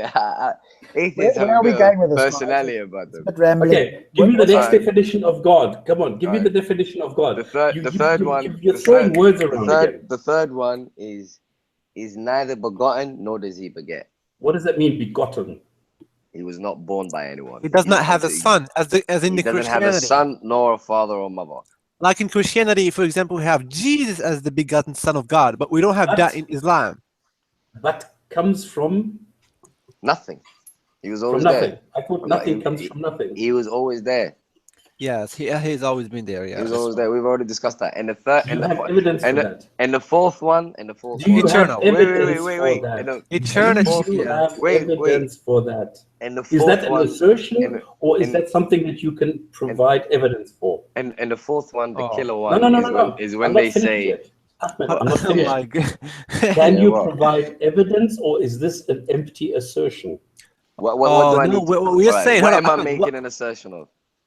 what we're saying to you, we cannot prove God by using an empirical evidence, but this is the most logical, reasonable, rational explanation of that deity. No, this is an assertion again. Can you prove that? I said I no just, one can I prove already it. proved. Okay, I what, already what are you proved that So you saying? limited as cannot an assessment. provide any kind of evidence, so you're just making empty assertions. But you Alright. still have not shown me what a God is. I have proven that limitless is a necessity. No, you have not. I've proven that by asking for an alternative. No, you have not shown that In limitless order, is a necessity. in Everything order, can in have order, a limit. Why not? in order for you to reject my proposal, you'll have to give me your reasons as to why. No, it's the other way around. You No, need it's to not. provide evidence for your claim. I am convinced that I gave you what I consider to be evidence. Would you please kindly, sir, explain to me why you reject my Have you finished with my have you evidence? finished with all Okay, we're God done. claims? Because you can't provide any evidence, you can't do anything. These are just assertions, and that is it. Thank you very much. So you're just gonna reject my evidence by saying Ahmed, I reject it, Ahmed, can I'm we, not can we, and rejecting your providing no evidence. I'm reasons as rejecting to your why you claim. rejected it. Rob, One at a Rob, can you time, please, one at a time, please. Nobody can Rob, hear Rob, you. please, can you just try to read the verse I sent to you? Please, do read it. Who, me? No, I sent it to Rob, but he does not want to read it. What is the point of that, Marshall? You said, how does the Quran say we have to ponder and reflect on the creation of God? That's a separate point. Why are you going to that at the moment? I'm saying God is You want that telling one, you. Marshall? No, Marshall, but he does let not it want to go. read it. We Ahmed don't. was giving his qualities or attributes of God. No, What was but We that? that finished with one. that. Okay. Are we finished with that or not? I'm just waiting for I mean, what's our position? Where do we have a conversation? In order for us Well, to have a you were discussion, trying to show the we need to infinity of like, God, The, and you couldn't. the qualities of God or the attributes. well, simple, limitless, Yes. simple. And you got to prove it because you're making a claim I that need to. So yeah, what, is he saying limitless is a claim, or is he saying no. conscious is a claim? What he's saying to you is that you said that we are limited, therefore we had to come with something that is unlimited, and he's saying to you, can you prove that that thing is unlimited? But you get what I'm saying? Yes, it's the only mathematically viable option that I can see. No, we can Okay, use that logic. you can see. So We the have to. point is, I'm being I asked respectful. you in the beginning, can you show any kind of reasoning behind your claim that infinity somehow is linked to God? Now, we tried to find a definition of a God, which you couldn't really do. You just brought some assertions, and you also could not link infinity to God. So Here, I'll give you a clear cut. I'll give you a clear cut definition of a bring God. any kind of evidence why you would say that. That's All right, it. cool. So you All right, just cool. failed. All right, wait. I'll give you a clear cut definition of a God. Very clear. No, Wait. I'll give you a very clear one in one word: limitless. I'll rest that down. Or Okay, infinite done. consciousness. Infinite consciousness. No, Okay, we don't done. even need to mention it. Wait. I've got them. Limitless. I'll leave it at that. That's my Okay, definition thank of you. God. Let's move on next, Rob. Do you guys accept that limitless must be the source of this limited universe? No, Okay, do you believe that? Then wait. Then what is your proposal? that you prove your point. You've rejected my point, and I've accepted that you rejected my point. Now I want to Yes, see. I can reject without evidence anything that is presented without evidence. Well, guess what? Stop. I accept that you rejected my point. I accept. Now, what I want to ask you is for your view. No, you can't.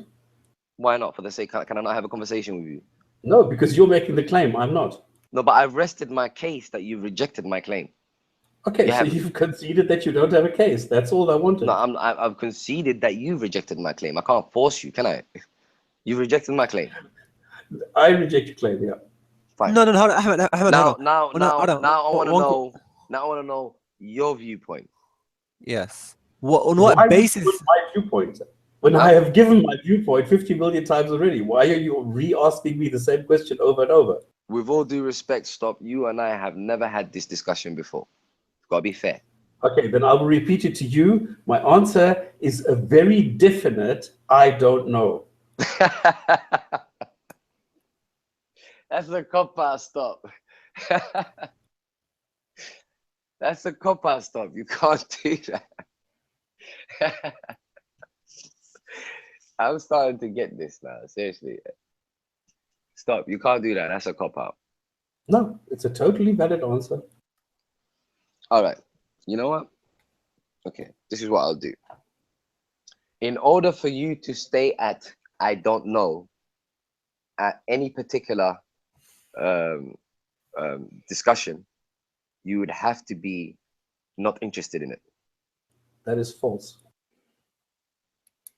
If you are interested in something that you do not know, in due time you will have a position, even if it's a weakly held position. That is false. Tell me why. It's very easy. Come on. I mean, don't you have two brain cells? I can easily get any kind of situation. Like if somebody kills my wife, am I interested in finding out who did it? Yes. Do I automatically know who killed my wife? No. I did not say automatically. All right, so I don't know who killed my wife. Am I interested? Yes. But I specifically said in due time. In due time, you will have a certain position regardless of how weak it is. No. Oh, so you telling me the moment you decide, I need to go and find out who the killer of my wife is, are you not going to have in due time, or you're not going to have certain potentials? Correct. So therefore, you would have a certain position then. No, there is no necessity. See, there you go. You just said it. Stop. You just said you would have certain positions. That I have a position. Did you? When I asked you specifically, in due time, if you want to go and investigate who killed your wife, God forbid, I got your back. What's it called? As I was saying, in due time, you will have a certain position, regardless of how weakly held it is. And my answer was no. And you specifically said correct. Say I take that back then. No, I will not have a position. Oh, you want to have a certain position, even if it's weak? I will not have a position other than I don't know, if I don't know. But wait.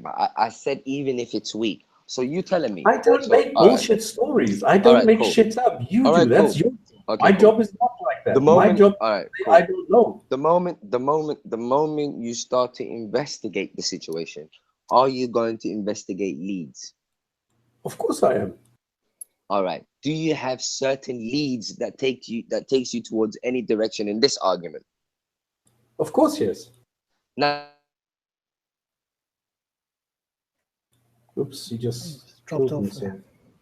Okay, what he doesn't understand is that investigating and hunches and things do not lead to I know. They will still lead to I don't know. No, but Stops, he's not asking you that. He's asking you what tentative position could you hold? And it's I don't know. Until I know, I will say I don't know. That's okay. So easy. So where was I? I had you in a very good place. No, you didn't. May I continue? Okay, but Ahmed, hang on a second. Yeah. Stops and I are somewhat in agreement. We don't know for sure. Stops won't go further than that. I will go further and say that there are hypotheses that don't contradict the laws of physics or general relativity, and I can present those to you. They are hypotheses, so it is speculation in the following sense, that we don't have hard evidence that's conclusive, like, for example, evolution. So I can present you with other alternatives, but at the end of the day, they are not strong enough that we could say that this is a scientific theory, which of course is the highest level of scientific endeavor. Once we get to theory level, we're at the highest level. So our hypothesis is, hey, here's what we can predict. Let's go out into the universe and see whether the observations match our predictions or whether it can be falsified. Just one question. Just one question, Rob. And please be sincere on this question. Is the theist position, would you accept it as a viable alternative, just like all the other hypotheses that you have? Not in the same way, no. So here's my position. It's not impossible. However, it's not on the same level. And what I mean by level is... We'll discuss the level, but are you even willing to comprehend where we're coming from? It's a possibility in the realm of possibilities. But here's the big concept. As a concept, yes. But the big thing for you guys is it's a supernatural concept. So none of the concepts that we propose or scientists or cosmologists propose is supernatural in the same way, because none of the explanations in science that I'm aware of, if you can provide me with one, I'll be very interested to read it. None of the concepts in science go towards an intelligent creator of some kind. None. Okay, so the only people that I hear that are doing that is yourselves, where you're, in my view, co-opting science at certain points, then jumping to philosophy to kind of fill in the gap. That's the only way. Because if you take any model, excuse me, whether it's the inflationary model, the conformal psychic cosmology, or any of the others, if you follow it through to its conclusion, they will have predictions for what happened before the universe. None of those put forward a God. Not one of them. Every one of them has got a natural explanation, if you follow the theory through to its conclusion, that could show us how the universe originated. All right. Personally, I think for the community of like theists and atheists, in order for us to have a fruitful discussion, if you guys even just how you accepted our theory as a concept, if you guys displayed that a little bit more often, I think our discussions would be a lot more fruitful. In what way do we need to explain it, display it more? The level of dismissiveness can sometimes be extreme. Okay, but stop, for example. Okay, but every atheist is different. So don't paint everyone with the same brush, because I could run that same pattern and go, hey, all Muslims want to throw gays off buildings. Fair enough. So what we don't want to do is generalize. We can say Stops is a little bit more short on those positions. I'll give you a bit more time. Everyone's different. I'm strident. That's all. That's his position. I've got a different one. Everybody's different. So you can make an observation about Stops. Don't make the same one about me, and you can make it about me and not about Stops. And I think I won't do the same to you guys. No, fair enough. So I'm here just to show you that I am not dogmatic, as I claim yourself and many other Muslims are. And of course, I know you'd reject it, and that's fine. I've told you, and I've said it before, there is a concept of a God that I do find coherent. I do not find your version coherent, but there is a concept that I do find coherent. And if that God existed, that God would in fact be in my world a God that I would want to have a relationship with, because that God doesn't require anything, doesn't demand anything, and doesn't require worship. So there is a version that's based on subjectivity, though, isn't it? That's the reason you're accepting that concept of God. You just explained is for subjective reasons. No, it's because it's coherent, and yours is not, in my view, and I can explain why. Okay, fair enough. So there's a difference between the concepts, the attributes and the concepts of the different gods, which is why I'm an atheist towards the Abrahamic religions versions. There could be another God apart from the one I've read. There might be a Hindu version or a Eskimo version or something else that could be coherent, more coherent than your version. All of them, if they are supernatural, still have the burden of proof to overcome to demonstrate that they're in fact true. But if one of those could do that, if it was yours, I would have to accept it. If there was some kind of demonstration, I'd have to accept it, but I'd be utterly heartbroken. I would be devastated if it was your God, and I don't know what I'd do. It would be the worst thing in the world for me. I don't think so. Okay, everything that Rob has just said is true for me too. I understand the concept. I accept the concept. I welcome the concept. Everything that Rob has just said is true for me too. All I am doing is looking at your claims in a different view, where Rob is more lenient than I am. That's it. But Ahmed, you said something interesting in the interview. You said you actually would like to disbelieve because you believe it so firmly. And I made a comment there that I thought you were very dogmatic, because you said, "Oh, I know it's true." Now, I don't know if you really meant or that's just a colloquial term you used. And then you said, "But actually, I'd like to actually not believe it," or words to that effect, because you think you have such a strong, I'm going to call it belief, because that's what it really is. It's not a knowing, but it's a belief. You have a very high certainty in your belief, which is the correct way to phrase it. But it's so high that, in fact, you wish it wasn't, or words to that effect. So do you want to elaborate on that? It's along the lines of basically, I wish someone would come and, bring such a strong case where I would see where they are coming from. That's what I was trying to explain. What would that be for you? I just like to understand people's perspectives. And what case would somebody need to bring, or what evidence would somebody bring that you go, you know what? I accept that, or that's very likely, and I'm prepared to give up or change my beliefs or look into it differently or whatever. What would it take for you? Very simply, but give me a reason why something unlimited is not required. Give you a reason why something unlimited is not required. Yeah. Because it's a non sequitur, in the sense that you haven't made an argument that it's a necessity. I did. All you've said, you've used your experience in the world around us and gone, hey, everything in the world is limited. The only thing I can think of that could have created this world with limitations is something unlimited. Yes. And that doesn't follow. Tell me why. Because something limited could still create something that's limited. Yeah, You but need then to show that that's impossible. No, I have no problem with that. Okay. With that proposal. Well, if that's the case, then you don't need the unlimited bit. But like I said, however, the question would have still stood of what created that limited thing. Okay, so did you see the model I showed you?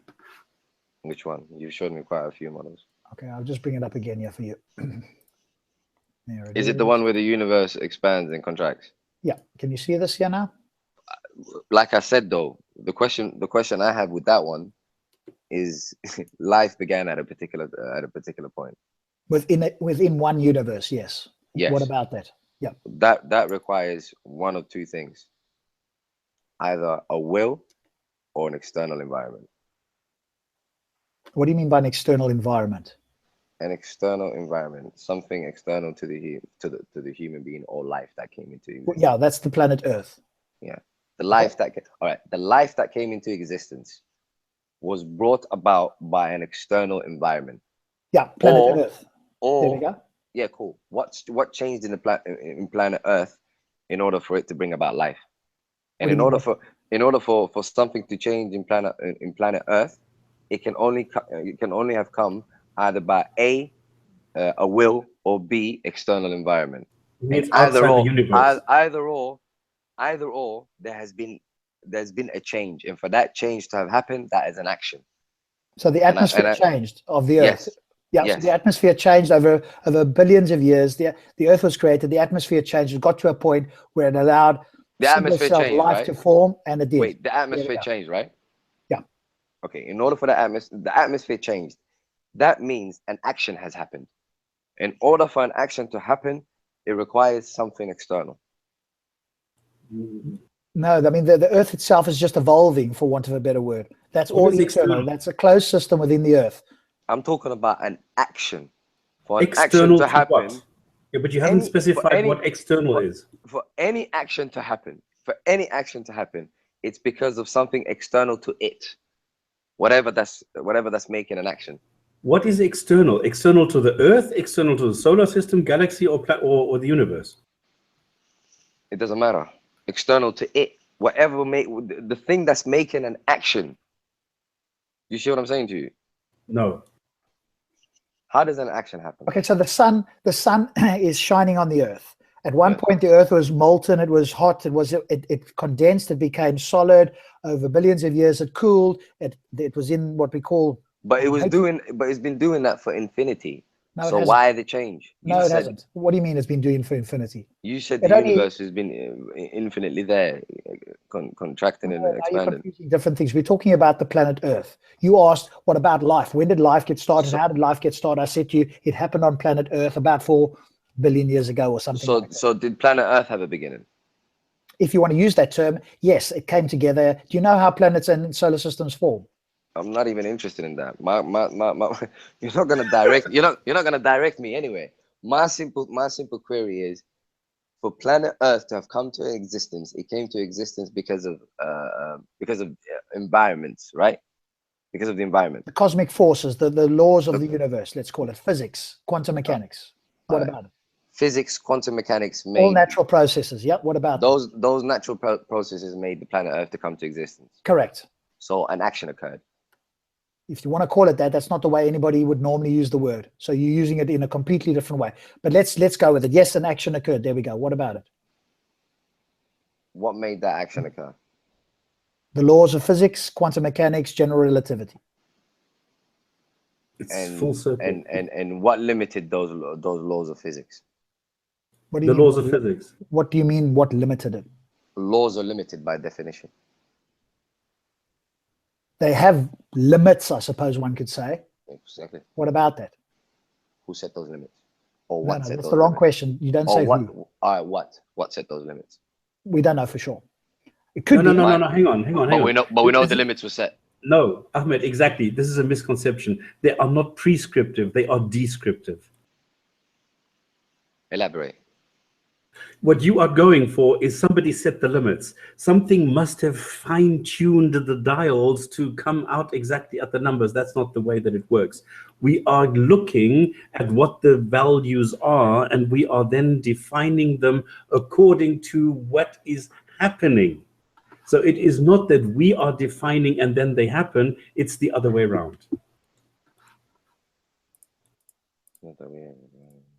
Oh, so they are happening and we are defining them. No. We are just describing them. We are measuring. This is what science does. Okay. Science goes, evaluates, it goes and investigates and then describes things. And that is what we're doing. So the laws are not set by science and then the universe rotates or does or whatever. It's not governed by those laws that we have described. It's the other way around. The laws are there and we go and describe them. So evolution happens. The theory of evolution is the description of how evolution of what the processes are. This is the difference. Okay, but your original question, I'm guessing what your original question is, well, how or where did the laws come from? Is that your question? Mm-hmm. Something along Yeah, we those don't know lines. for sure. It could be, and Phil made this point actually, that the laws, if you want to call them that, could be eternal. The laws themselves could be eternal. Just the laws themselves. We need to make an argument to suggest that's not possible. That's a hypothesis. I was asking him about it. He went, well, why can't the laws themselves be eternal? I went, well, no. Why not? Because then there wouldn't be laws. No, of course they would. If something is eternal, it doesn't require laws. Laws are local. No, the laws themselves, the laws. If it's eternal, why would the laws be required? In order for the universe to come into existence. If it's eternal, why would it necessitate laws? The laws are what bring the universe into existence. I'm glad you said that. The universe into existence. I'm using the words that you would understand. No, you're using the words that could only be possible. For laws to exist, they exist for a purpose, or else it's pointless. No. Also, the laws don't exist for a purpose. As soon as you invoke the word purpose, you are inferring some intelligence. We're not at a point where you not necessarily do that. Yes, yeah. Not necessarily, because the purpose alternative requires intelligence. All right. The alternative can planet Earth exist without the laws of physics? I don't know. Well, that's a hard one. Now you ask me to speculate about something. The universe probably wouldn't exist in its current form without the laws of physics. So as far as we know, the laws of physics necessitates Earth. In order for Earth to exist, the laws of physics is necessary. As far as we know. No. Really? Why do you say no, Stops? Because it's not. Come on, we can conceive of 15 million different versions of a universe where the same Earth is going to come out. I'm not sure that's the case, but that's speculation. But of course, it's speculation, guys. I'm saying I'll give you guys this. There are all sorts of possibilities. You can't give us anything. All we ask is for you to present your case, which you have failed to do. That's it. At the end of the day, what you are doing is you're asking us. I haven't failed to do it at all. You've accepted that you understand the concept of God that we are arguing for. You just don't accept it. Fine. Just like I understand that there are plenty of possibilities. I just don't happen to lean to that. Yeah, it's but simple. remember what happened, Ahmed. We're on the same position. We just you but accept Ahmed, different possibilities. I accept different possibilities. Ahmed, we went off the point because originally I asked you, what would it take for you to change your mind? And then we started going into talking about life and Earth, and I gave you a natural explanation for every single one of your questions. So what is it? Why are you not at this very moment an agnostic now? Because I've answered every one of your questions about that from a naturalistic point of view. So why are you not an agnostic? I don't believe you've answered this one. We were still discussing this.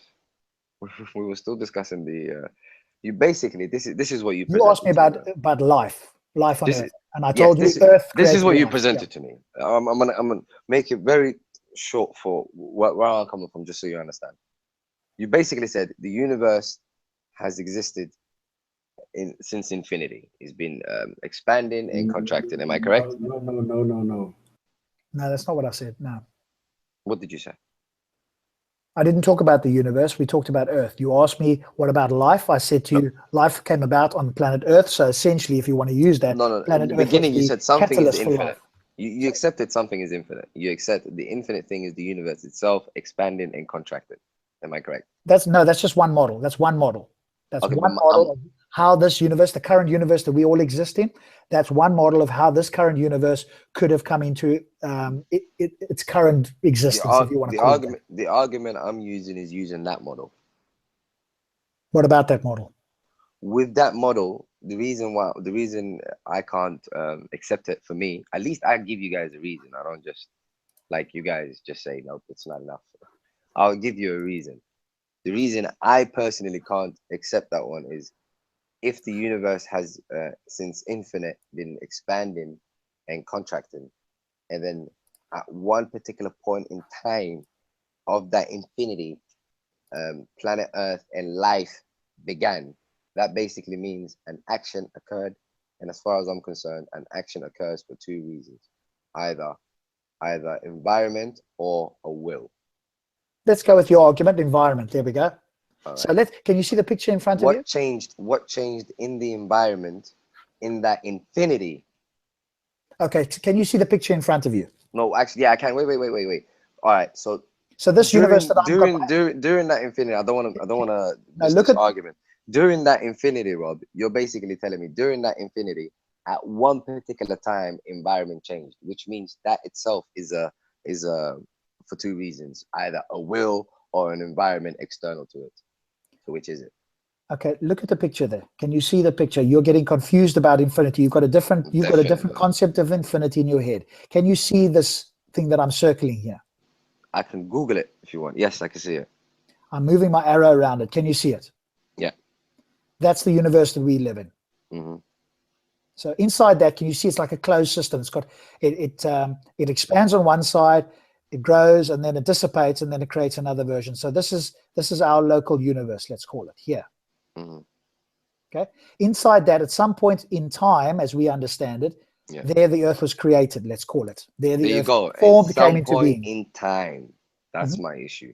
What's the At problem some point in time, the problem with that is that means an action occurred. That means either a will happened or an environment changed. Yep, environment. I'm going with your words. Environment happened. Yep.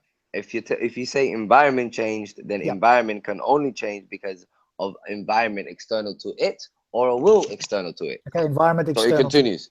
All right. Yep. You know what happens then in it? The conversation continues. And what's your point? Well, all right, environment external to it, and that environment changed because another environment external to it. Sure. So we'll have to get to a position where we're at a unlimited or limitless position. But there we've got the model that shows you that. What's the problem? There's a natural explanation. Doesn't defy the laws of physics or general relativity. There's your model. But this is naturalistic explanation. Requires no God. This doesn't explain why an action occurs. What's behind the action? It doesn't explain that. Of course, it explains it. It shows you very clearly expansion, inflation, collapsing. Yeah, but it doesn't explain the action which changes that process to a earth and a life come into existence. It doesn't show that. It does. Yeah, of course it does. Well, and I've explained that. And I think you're using completely different words, and you're just not. So let me get this straight. So the universe has infinitely been expanding, contracting, and then at one point, planet Earth just came into being, and then life came into being. In one of those universes, yes. And you're telling me that's not magic. In one of those universes, yes. But you're basically saying hocus pocus. It just happened, is what you're saying now. Why am I saying it just happened?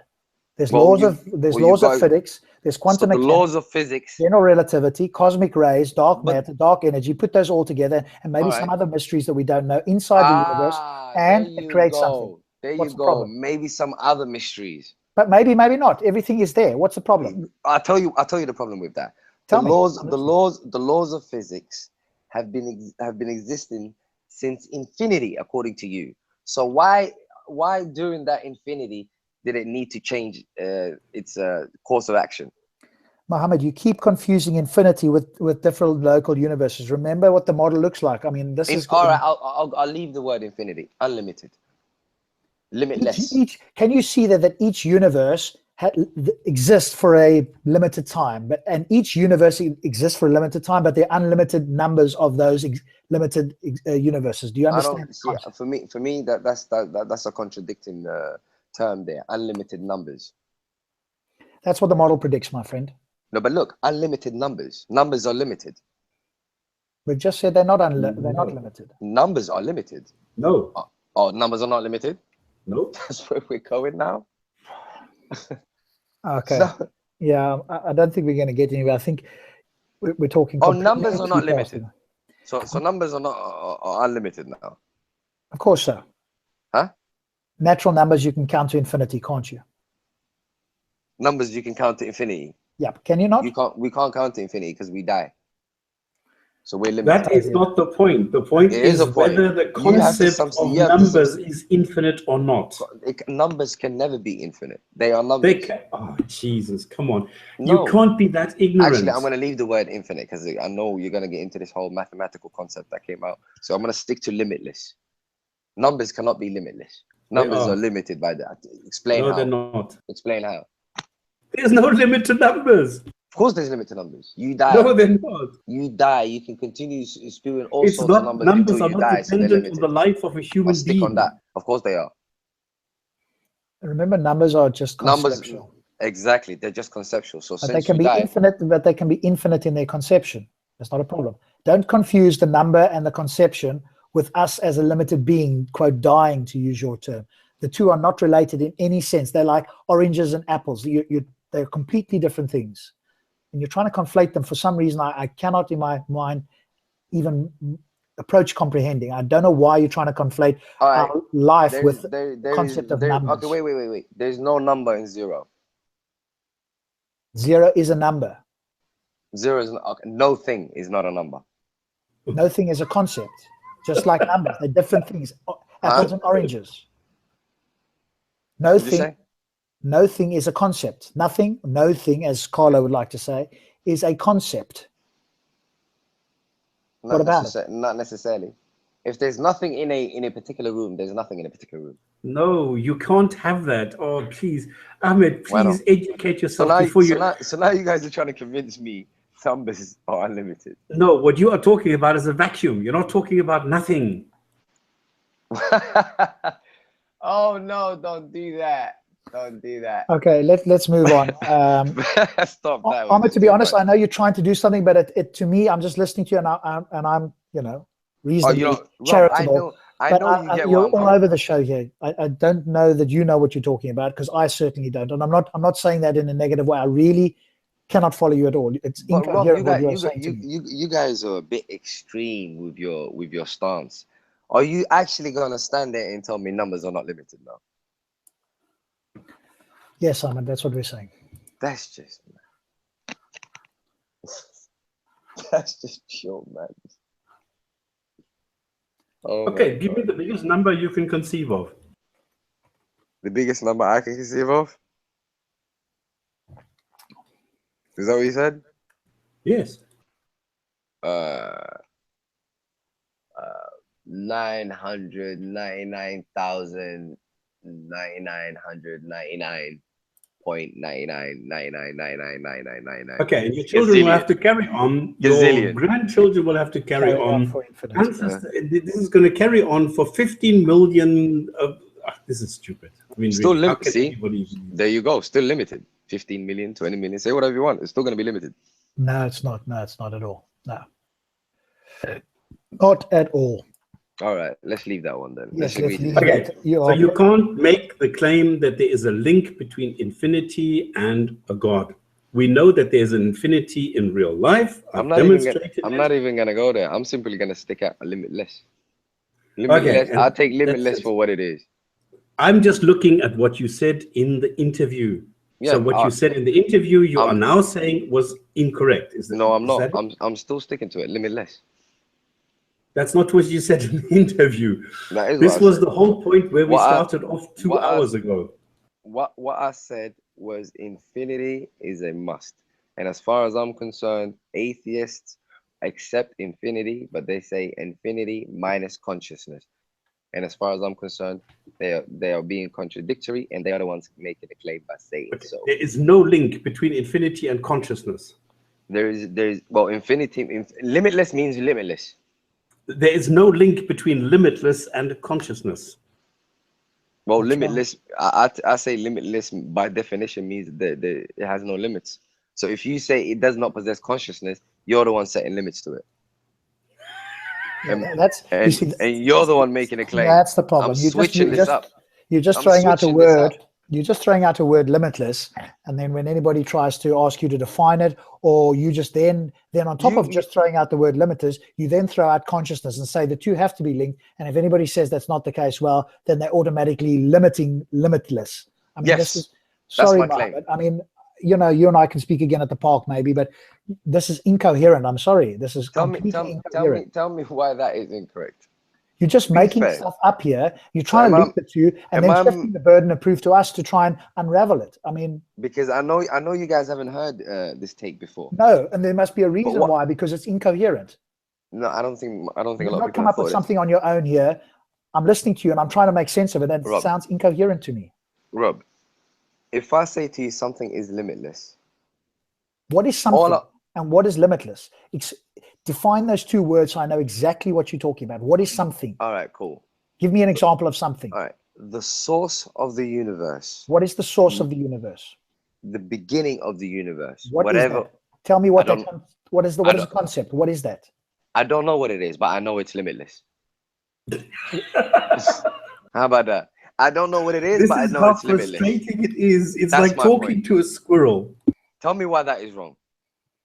No, it's not wrong. It's just total nonsensical. Why is It does it not non- make sense. why- It's not even wrong. It's so bad.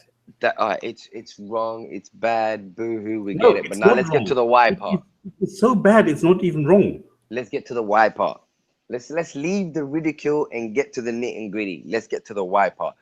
Rob has asked you 5 different questions, and you have not been able to answer one single one of those questions. Because I have put you guys in a position where you're the ones that need to answer now.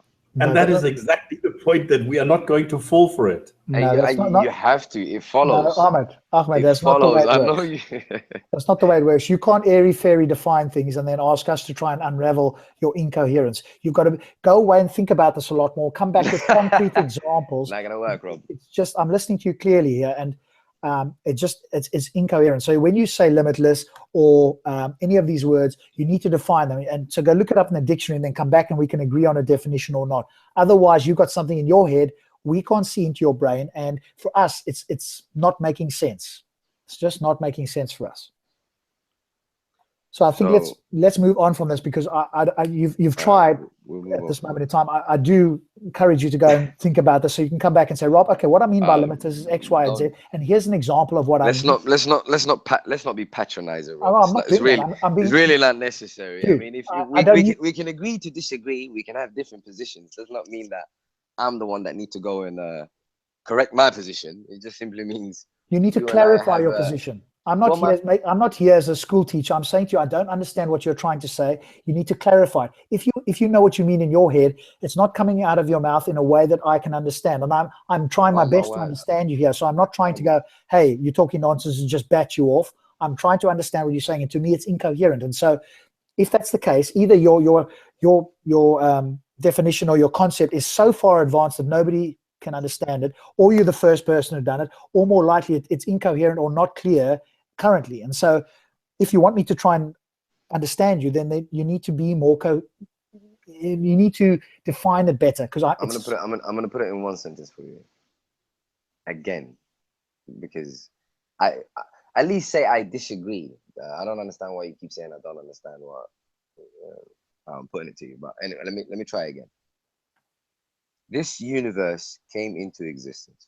What does that mean? Or this planet came into existence. What does that mean? It means show me something that came into existence. Me, you. No, we did not come into existence. There was a time when you didn't exist. No, that is not true. Oh, stop. You see, Ahmed, you don't understand these things. You are not making sense. This is why I'm trying to make, I don't know how I can get through to you. You are putting words behind each other that don't make sense. We're gonna leave. Ahmed, we're gonna you leave need the, to think. all right, we're gonna leave Think the, before okay, you all right. open your mouth. All right, I'll Think. switch it up. I'll switch it up for you. We're gonna leave the came into existence, and we're gonna go. The universe came from. From what? I don't know where. How about that? But it came From what? I don't know where, but it came from somewhere else. Okay, we don't know either. So what now? All right, but we know it came from somewhere. No, we don't. You just said we don't know. So don't say we know and then we don't know. How about planet Earth? Yes, we understand. We understand our planet Earth was formed. Okay. What about it? Fine. All right. Cool. Again. So we don't know what happened at the origin of the universe, if there was an origin. We understand how the Earth formed. What now? Okay, cool. If because of environments the Earth formed, those environments, that environment has been its limitations has been set. There's a reason why that is false. I don't want to take that argument. You are wrong. Why do you say things which are wrong? The source of the universe, the source of planet Earth and the universe must be limitless. Why are you saying things which are wrong? Period. Tell me why they're wrong. Because you are making claims you cannot provide evidence for. All right. So basically, this is what I understood from this conversation. You're basically going to put yourself in this high pedestal, and you're going to reject everything that I bring, and you're never going to give reasons. You're never going to give reasons as to why you reject my claims. Ahmed, you are now providing your reasons. Give me reasons why you reject my claims. I've stated my claims. There's no evidence for your claim. You are just making wild assertions. Give me a criteria. Give me a criteria for evidence. Ahmed, you won't give me a criteria for evidence. Ahmed, you reject shit. anything that I bring, and you Ahmed, won't provide any reason. Shit. That's all you want to do. Of course I am. You're not making any sense. You are saying there are limitations for the formation of the earth. We have been explaining to you for the last 2 hours that there are certain environmental parameters in our universe which govern every single thing in this universe. The best way to do it, it doesn't really matter. It's quantum field theory. But it doesn't matter. What is pertinent is that we understand how Earth formed, that it was the collision of particles. We understand that. But it is not that this was set by some outside force. I'm not going to be dragged into a science class, which I know without a doubt. You are going into science. If you don't go into science, you will not be dragged into a science class. Don't make scientific claims. Can't both talk at the same time. It's not necessary. I don't think this is a scientific issue. It's totally not necessary. It is science. You are claiming science. Deduction. This requires logical. Yeah, but it's not working because you're conflating the Earth with the universe. That's the first thing. You originally said the Earth and the universe. You can't use those two together in the same sentence. I get the argument you're making, Rob, but like I said to you, we're not making arguments. Like I said to you, the model that you're bringing forth, as far as I'm concerned, the flaw that it has is that in sometime in between that infinity, it just decides to make an action, and you want to tell me that action just happened because of the environment. No, Rob, however, if something is infinite, if something is infinite, why does its environment change randomly?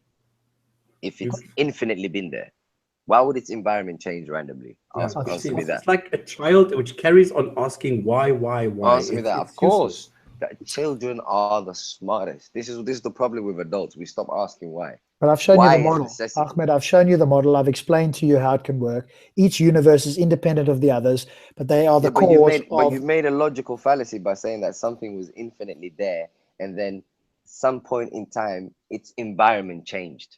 No, it's because you can't conceptualize it. I've shown you the picture. I've tried to explain it. Tell me how you conceptualized.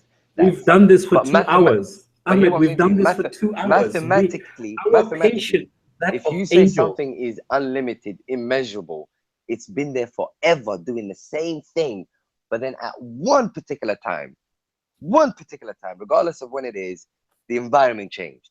That is a course of action. What influenced that course of action? Laws of physics. Laws of physics. Then it's not infinite. You can't have it both ways.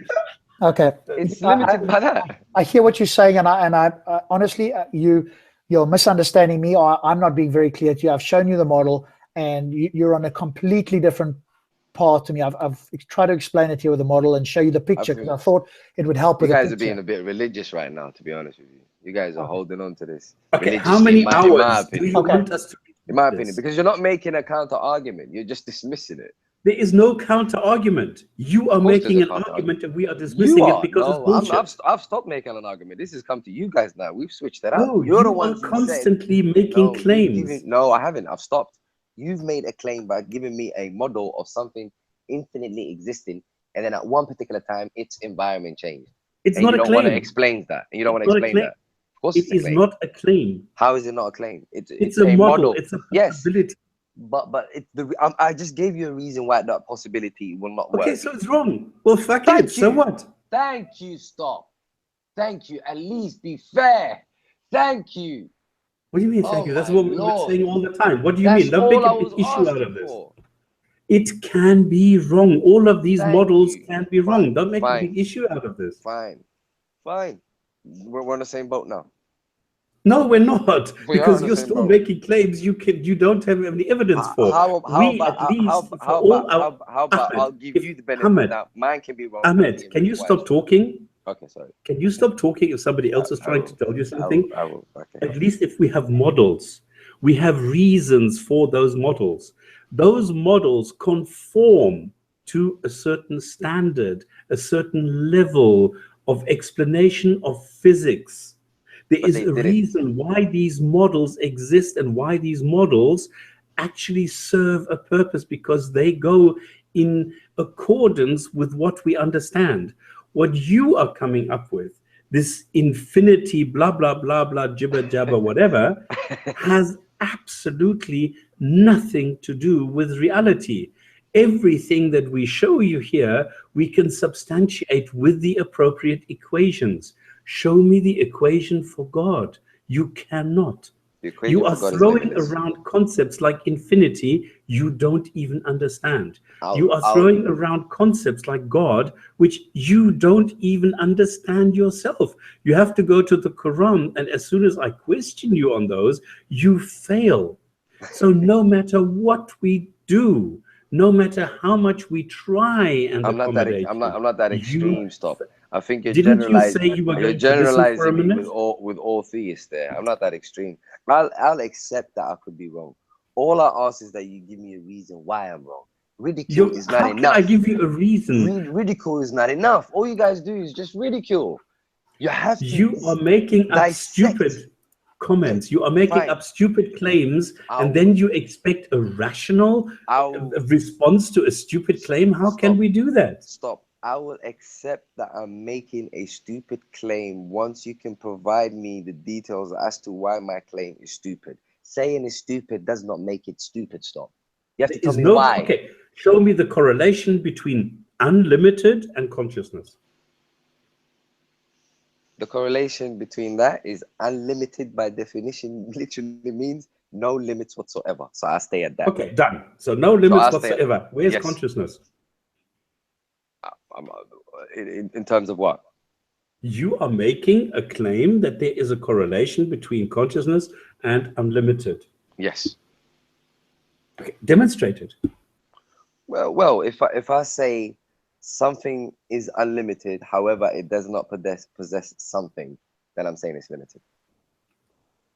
Okay, you're saying limited is not limited. Okay, yes. Great. No, I'm saying unlimited is not limited. Okay, unlimited is not limited. Yes. What is consciousness? I just answered it to you. No, you didn't. I just told you, look. If no, we're going back to this. Let's not go down there anymore. I think what you're confusing, Ahmed, is what you really want to say is omnipotent, but some reason you want to use limitless.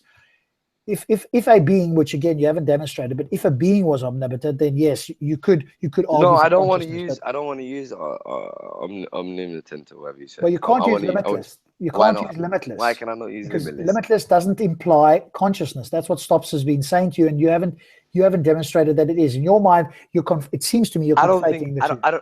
I don't see. Here's my position. I don't even think consciousness or anything that you and I can conceive of is required to discuss when we're discussing something that is limitless. Why? Because it's limitless. No, that's Yeah, but you just keep asserting that, my friend. Beat that one. We're not moving anywhere by just asserting it. I'm just going to assert everything's blue, because when I look up in the sky, everything's blue. Well, I can easily falsify that. My Right, house. Would you say everything is blue? Everything's Well, blue. I see everything blue. You see everything blue. I'm just making an assertion. You're doing the same thing here. We don't know of anything that's limitless in this universe. We don't say it's impossible, but we don't know of anything limitless. You just posit it, but you've got no evidence for it. I got no evidence for what? For the word limitless or any concept of limitless other than being my evidence of limitless is it's a necessity. That's my claim. Yeah, but you've saying that for 2 hours and you have not demonstrated it. I have demonstrated. The alternative is non-existence.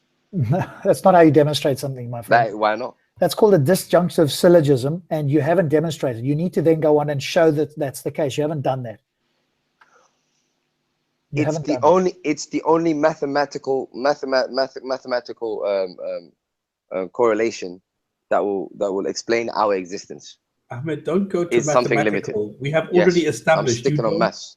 You don't understand mathematical. Don't go there, please. Okay, I think we're done here with this. We're not going to get anywhere. We're talking completely separately. You've got something else in your mind there, and like I say, we're just not getting it. To us, it sounds like you're just making assertions. There's no actual argument there. I'm sure in your mind you think you are. I'm trying to be as charitable as possible. I don't. Hopefully, one thing you know about me, Ahmed, or maybe you don't, is I try to be as charitable as possible with people. I won't say something's incoherent if I think they've got a chance of making sense. I really do want to understand it, but to me, I'm not understanding it, and we've been doing this for 2 hours. I don't think it's suddenly magically you're going to say something that's going to help us here.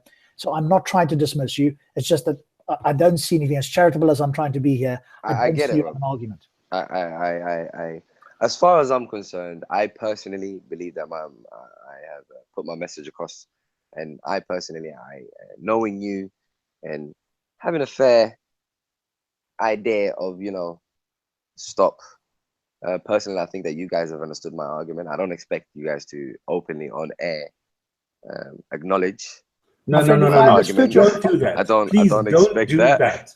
No, Ahmed, but don't I think do I've that. put my message across. You talk shit for 2 hours. You have not convinced anybody, and now to say, well, we are just not able to comprehend your brilliance. I didn't say that. I'm saying no. That doesn't work. I'm arguing completely opposite. My argument is you've comprehended it. I just don't expect you guys to acknowledge it on the show. Why would I say that I haven't comprehended it? Do you think I'm being disingenuous? Personally, I think you're both being disingenuous. I don't think there's nothing So it's hard our to fault. understand. Okay, yeah, it's our fault. Yeah. I don't think it's hard to conceive of what I'm saying. All I'm saying is that the source of the universe must be something limitless. Nothing else. Okay. Nothing else. Yeah. That's great. Moving Thank on. you. Yeah. I'm going to answer a question here in the chat, actually, that Saracen put to me, because I made a comment early on, which I'm happy to back up. Saracen said, Rob, please share what upsets you about the Muslim God. I was going to ask you that as well. Happy to do that for you. I think the concept that you put forward is both contradictory, irrational, and immoral. Those are so statements. The Islamic God has fundamental problems even before we get close to the Quran. Apart from the Quran, obviously, giving it its attributes. So the attributes that are attributed to the God from the Quran, those attributes, without me having to read the text, understanding what you guys say about God being infinite, eternal, omnipotent, omniscient, etc., judgmental, conditionally loving, etc., which we've talked about before, Ahmed. This for me is, as I say, there's different concepts in there. And we there's haven't at least said three problems. judgmental, nor have we said conditionally loving. Say again? We've never said judgmental, nor have we said conditionally loving. Well, but that's at least don't speak of us. No, but that's self-evident. Hmm? I'm using the words that describe your God. Are you arguing that that's not the case? My argument is, if you're gonna argue against the Islamic God, argue it based on what the Islamic God says about God. Does the Islamic God judge people? Yes. Okay, so it's judgmental. Is the Islamic God unconditionally loving? Or balanced. Is the Islamic God unconditionally loving? But wait. Let's discuss the judgmental part that you made, or you could say balanced. Does he judge people? If he doesn't judge people, then I retract my statement. Does he judge people? Yes. Um. What do we call what do we call an entity that has a mind that judges people? Does he have a right to? Is the first question. No, That's not the that's question. no question. It's a complete red herring. Don't go there. Don't go there. Why is it nothing to do with the question. Why is it red herring? You challenge my position. My position is that he's judgmental. You said no, he's not, and then I ask you, does he judge people? You said yes. I ask you again, somebody or an entity or a thing that's conscious that judges other things. What is the term we give that? Judge. Or judgmental.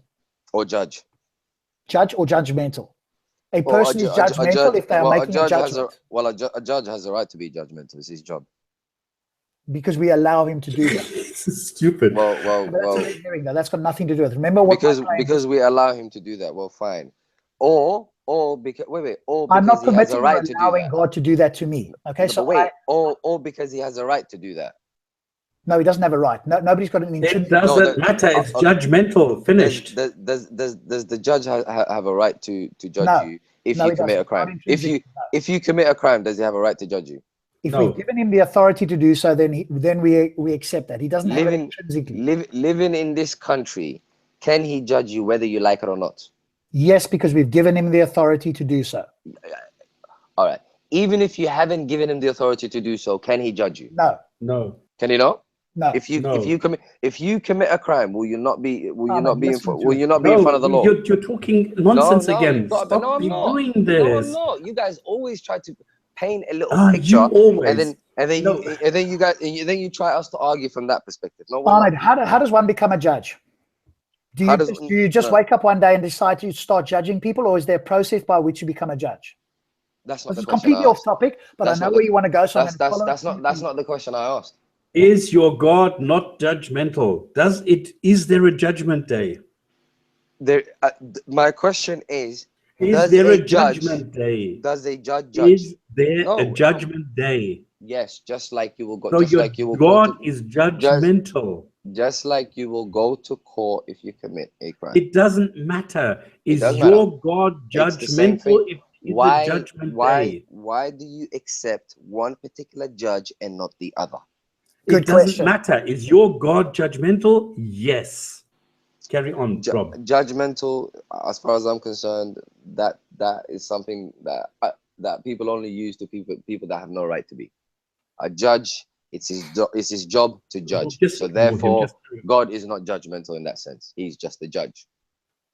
Okay, which I don't accept. I didn't give him that authority. He's got no authority over me. He's judgmental, and I don't accept that. With that argument, you don't necessarily have to give the judge of this country any authority whatsoever. However, if you commit it, you don't have to. You don't have to. This. He's going to drag you down. Let me give you an example, Rob. No, Ahmed, you don't have an example. I know plenty of people. Wait. I know plenty of people who don't have a national insurance, who don't have a passport, who don't vote. I'm sure you've heard of them, those people that call themselves a free man on the land. Are they gods? Free man on the land. However, if they commit a crime, they will be in front of the judge and they don't have a choice. Right, moving on. So he's judgmental. You've agreed that. No, I haven't. He's not unconditionally loving. He's conditionally loving. He only loves those who do certain things for him. There's a limitation. See, unconditionally loving is injustice. Ahmed, we are no longer interested in your opinion because we know by now it is tainted. It's not about an opinion. The claims you're making is incoherent. For example, you say, I'll tell you why it's incoherent. When you say unconditionally loving, you're basically saying that it's unbalanced. You can also love evil. No, so you should love evil as well. I'm not. It's not unbalanced. Don't use different words. I'm saying an unconditionally loving God is the highest level. I don't accept anything less. Yours is a conditionally loving God. I don't accept that. Yeah, but your idea of an unconditional loving God would also love evil. Yes, correct. So That's he's correct. all right. 100% correct. Your unconditionally loving God is by definition unconditional. He's unbalanced. No, There's no that's balance the there. highest level. You see, What your level of thinking hasn't. If there's no condition, how can you have no condition and balance? Yes, it would be imbalanced because it's all loving. Next. Well, I don't like all loving. Thank you. I don't think that's a good term personally. So I'll stick with unconditionally loving. For me, that captures the nature of a God. But Stop agreed, that's imbalanced. No, he doesn't. He didn't. Where's the It's balance? imbalanced. It is because you cannot have a God that is unconditionally loving and at the same time have hell to send people to as the worst punishment. It's impossible. Well, I agree. Right. So he's not unconditionally loving. He's judgmental, and he's immoral in my view as well. So he's created us apparently, given us apparently free will. Neither of those I accept. And then he's going to judge us on things that he already knows we're going to do, and then we're going to burn forever in hell. This is the worst sort of dictator. This is like Kim Jong-il on steroids times a zillion. I don't want to live in that world.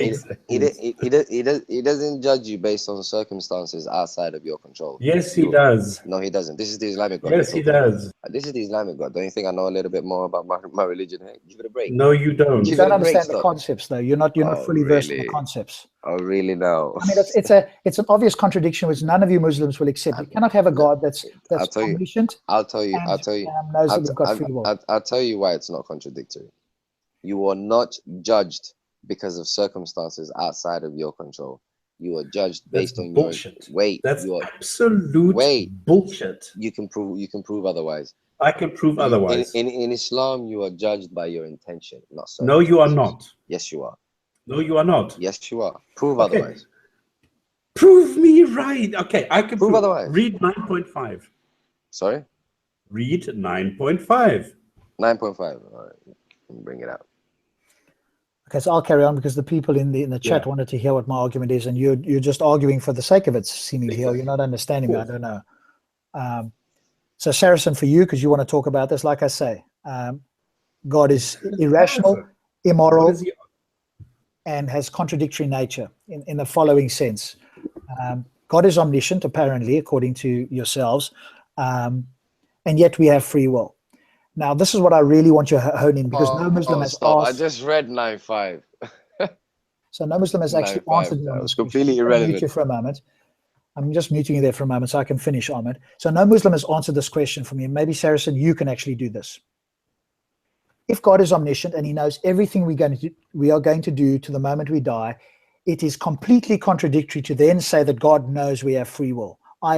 Listen to me, I am not saying that we do not think we have free will. We are limited beings. We don't know the next thing we're going to think. We don't know what we're going to do tomorrow. So from our point of view, we've got the illusion of free will.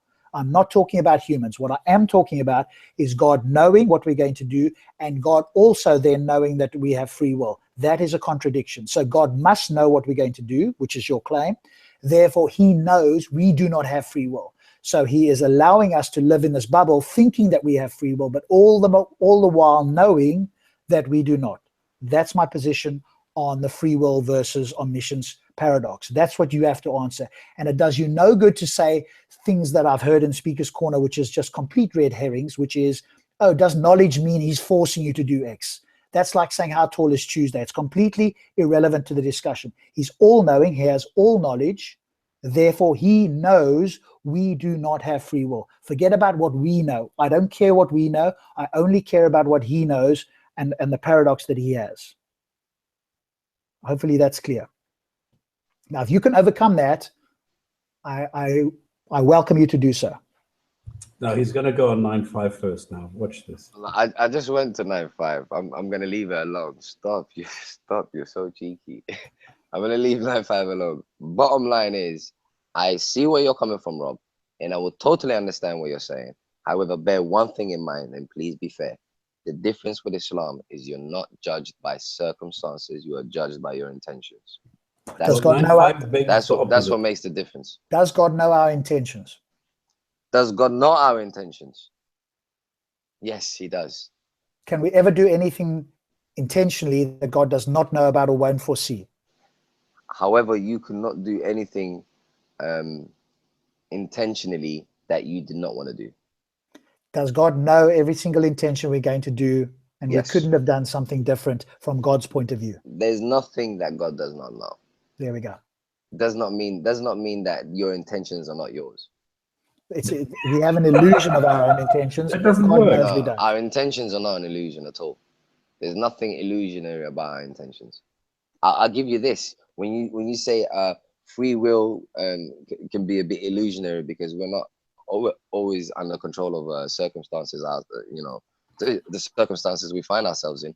You're absolutely correct. However, intentions are completely our own. You're completely responsible for that. But So that's we only don't from our have free point of will. view. It's only from our point of view. God knows that we're not in complete control. As long as you accept, I'm glad you said that. From your point of view, as long as you accept from your point of view you that didn't your hear me. intentions are yours, then you know the score. But again, you've misunderstood me completely. I said, forget about us. You see, you keep going back to us because that's your only escape. You're trying to muddy the waters. And I've heard this in Speaker's Corner, but I won't allow anybody to get away with this. I'm sorry, you're not going to get away with it. Forget about what we know. I've just said to you, and I made it very clear, and I try to say it about 3 times, you still go back to us. Forget about what human beings know or don't know. Don't worry about what we know and don't know. All I'm interested in is that God knows that we don't have free will. That's all I care about. Do you accept that God knows that we do not have free will? God knows that there is nothing outside of his knowledge, of course. So does God know then that we do not have free will? So he's looking down on us, having a bit of a smile or a smirk or a whatever, and going, hey, they think they have free will because they're not me, but I know exactly what they're going to do. And the best analogy to use comes from Sam Harris, which is you're a puppet as long as you love your strings. That's the concept to think about. From God's point of view, he's got invisible strings that we don't know about. We think we've got free will. He's going, do you know what? I know what you're going to do, so I know you don't have free will. That's my only question. You've got to accept one of those two. I see what you're saying, but God is not concerned with what you're going to do, like I said. God is concerned with why you do what you do. He's concerned with intentions. He's not concerned with what you do. So why would you predict it? He's only concerned in intentions. Yeah, but he knows what those intentions are going to be. You can't escape it by saying that, I'm afraid. He knows what those intentions are going to be. It doesn't mean that they're not yours. They're only mine in the sense that it seems like they're coming up. In every sense, Rob. No, it's only mine because I think that it comes from within me. God already knows that it's coming. And by the way, I won't go there because it's you'll get confused if I go there. So let's leave that point. Being so patronizing. It'll just take us off in another direction. You don't even realize that you have lost the argument. You don't even realize that you failed. This is the problem. I know you've enjoyed this discussion. Stop. I know. No, you are like the person where he says, you haven't even hit me. And then I say, well, please nod. And that's when you realize that your head's going to come off. You don't realize it. I like you too. You can't really escape this, but I see where you're trying to go. Because there is an escape, you try to bring in our thing, and you're trying to link the two. And supposedly, and I say in inverted commas, smart Muslims in Speaker's Corner have tried this as well. They can't address this point of mine, and so they're trying to go to other things, and they're using red herrings. But I've been doing this for a little while. I'm not an expert, but I've been doing enough now. And no, but is your argument? Is your argument God shouldn't know your intentions? No, in order for it to be genuine. I've said it very clearly. I think Rob, do you happen to have the clip of Monty Python with the Black Knight who is being like slaughtered and he still thinks I'm going to beat you, I'm going to beat you, I'm going to beat you? Guys, I'm going to have a quick smoke break. I'll be right back. It's been a good one. I'll be right back. Isn't smoking not a good thing? Sorry? Isn't smoking bad for your health? It's called a smoke break because it's a short one. Be right back. Right. Do you know the clip where Monty Python goes and he hacks the arm off and the guy says, well, I'm going to beat you, I'm going to beat you. Then he hacks the leg off and the guy still says, I'm going to beat you, I'm going to beat you. Do you know that clip? No, I haven't seen that. No, I haven't seen that. This is what exactly this reminds me of. It's a Monty Python clip. I don't even know what it's called. I don't know if somebody in the chat knows what it's called. There's a clip of exactly this, and he cuts off his arm and his hand, his arm, his sword, his leg, his everything, and then when he's completely amputated, and he's lying on the floor and he's still screaming, "I'm going to beat you, I'm going to beat you," but he's got nothing left. And this is exactly what this reminds me of. He doesn't understand it. Yeah, I don't think it's that difficult to understand, and I think It's the Holy Grail. Yeah. It's completely contradictory. So it's like you have to escape it by going somewhere else, and the only place you can go is back to humans and say, "Oh well, humans have got free will." Well, A, of course we don't, but B, we only think we've got free will because we're not omniscient. If we were omniscient, we'd know exactly what our whole life is going to be, and it would almost not be worth living because you'd be doing it. But that's obviously God's position. And Sarah says, get this, as Muslims, we have people representing us who can't grasp the higher concepts. Yeah, I saw that. I'm not sure what he means by that. Maybe you can clarify that. I don't know what you mean by can't grasp the higher concepts. Please remember, these are concepts that yourselves, Muslims, are putting forward. We're interrogating the concepts. That's why I say to you, I don't accept your God, even if it was demonstrated to be true. It would be like a literally, and I'm not making a joke in that sense. It would literally be like a North Korean Kim Jong-il, but even worse. And I compare that, as I say, with an unconditionally loving God that has no punishment. That the only place, if there was such a thing as heaven, we'd all go to heaven. Now, this, of course, no theist can accept, because they all have this, if I may say so, a lower level of thinking that there has to be divine or cosmic justice. For them, without this, the God is not a God. And of course, for me, it's exactly the opposite. The God that creates us, that supposedly gives us free will, which of course we don't have, but then wants to punish us and do it for eternity. For those, in fact, I'll put this claim out. Here's my position, Sarah, so just for you. I think that, in fact, it's a capricious God who's joking or evil, who's pretending to be good, because you won't know the difference, because he's able to do this. He's much more powerful. We won't know the difference. And in fact, the test in life is to reject this book because it doesn't come with enough evidence. So in fact, in my world, atheists are going to heaven, and anybody who believes this book, who hasn't done enough critical thinking because there isn't enough evidence, is going to hell. So now you prove that my concept of God is incorrect, and your version is going to judge us, and those of us who don't believe are going to go to hell. You show me that that's more coherent or better than my version. I love TDS, Dave. What do you mean our notion of free will makes no sense? It makes sense to Muslims. Exactly. Yeah, but it only makes sense because they, either intentionally or unintentionally or whatever, just don't grasp the concept. And I've heard this, and this is again not a dig at all Muslims for sure, but I have heard this. Some or more than some Muslims can't grasp conceptual concepts. I know that sounds funny. Can't conceptualize certain things, and so it's a challenge. Because I also think it's maybe the educational thing. It's like follow the book. And I know some Muslims will say, no, Monty Python and the Holy Grail, the Black Knight. That's the one. Ace, you're an ace. Absolutely, that's the one. Yeah. Okay, if anybody finds this clip of Monty Python and the Holy Grail, the Black Knight, this is exactly what Ahmed reminds me of. This is so brilliant. Does this guy hates Islam? Yeah. God is sadistic. Exactly. Yeah, I absolutely agree, and that's why if the God proved to be correct, Simon, it would not. It would be the greatest shock and displeasure that I could possibly. I would think of it being like a cosmic North Korea, and that would be. And so that's why I've got an extremely high level of certainty. I don't know, but my level of certainty in the belief that hell does not exist is at 99.999%. So hell is just literally for me is a concept. It's impossible for somebody, it's almost, I would say, impossible. I can't say philosophically 100%, but I'd go with 99 recurring percent that hell is so unlikely as to be virtually impossible. So that concept doesn't bother me. When somebody says to me going to hell, it's like you're talking about a non-existent place. And so I'm like so certain of that I could possibly be philosophically justified in being. I'm less certain about whether a God exists, obviously. I'm more towards the Abrahamic gods not existing, but the concept of hell, I don't have a problem with. And if the God did exist and then the concept was proved, I'd be going, okay, I accept that. But at the moment, the concept of hell is just not something that I would even bat an eyelid over ever. It's just not in my awareness at all.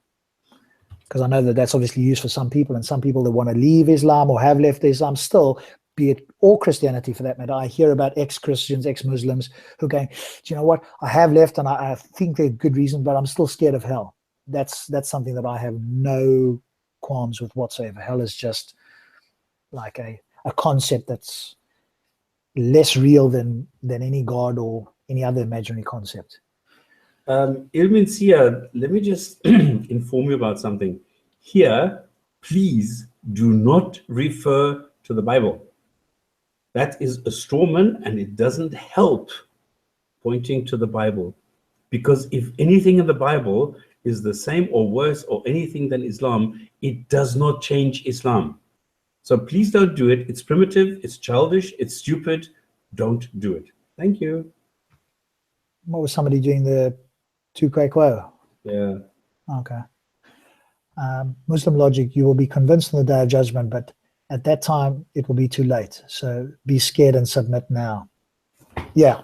I mean, that's the concept of hell, of course, dreamed up by human beings in order to get fear. Because if there wasn't consequences, you'd have almost no followers. You'd have the few die-hard dogmatic people. But if there was no cosmic consequences, people would be far less likely to believe because they're going, hey, well, there's no consequence to it.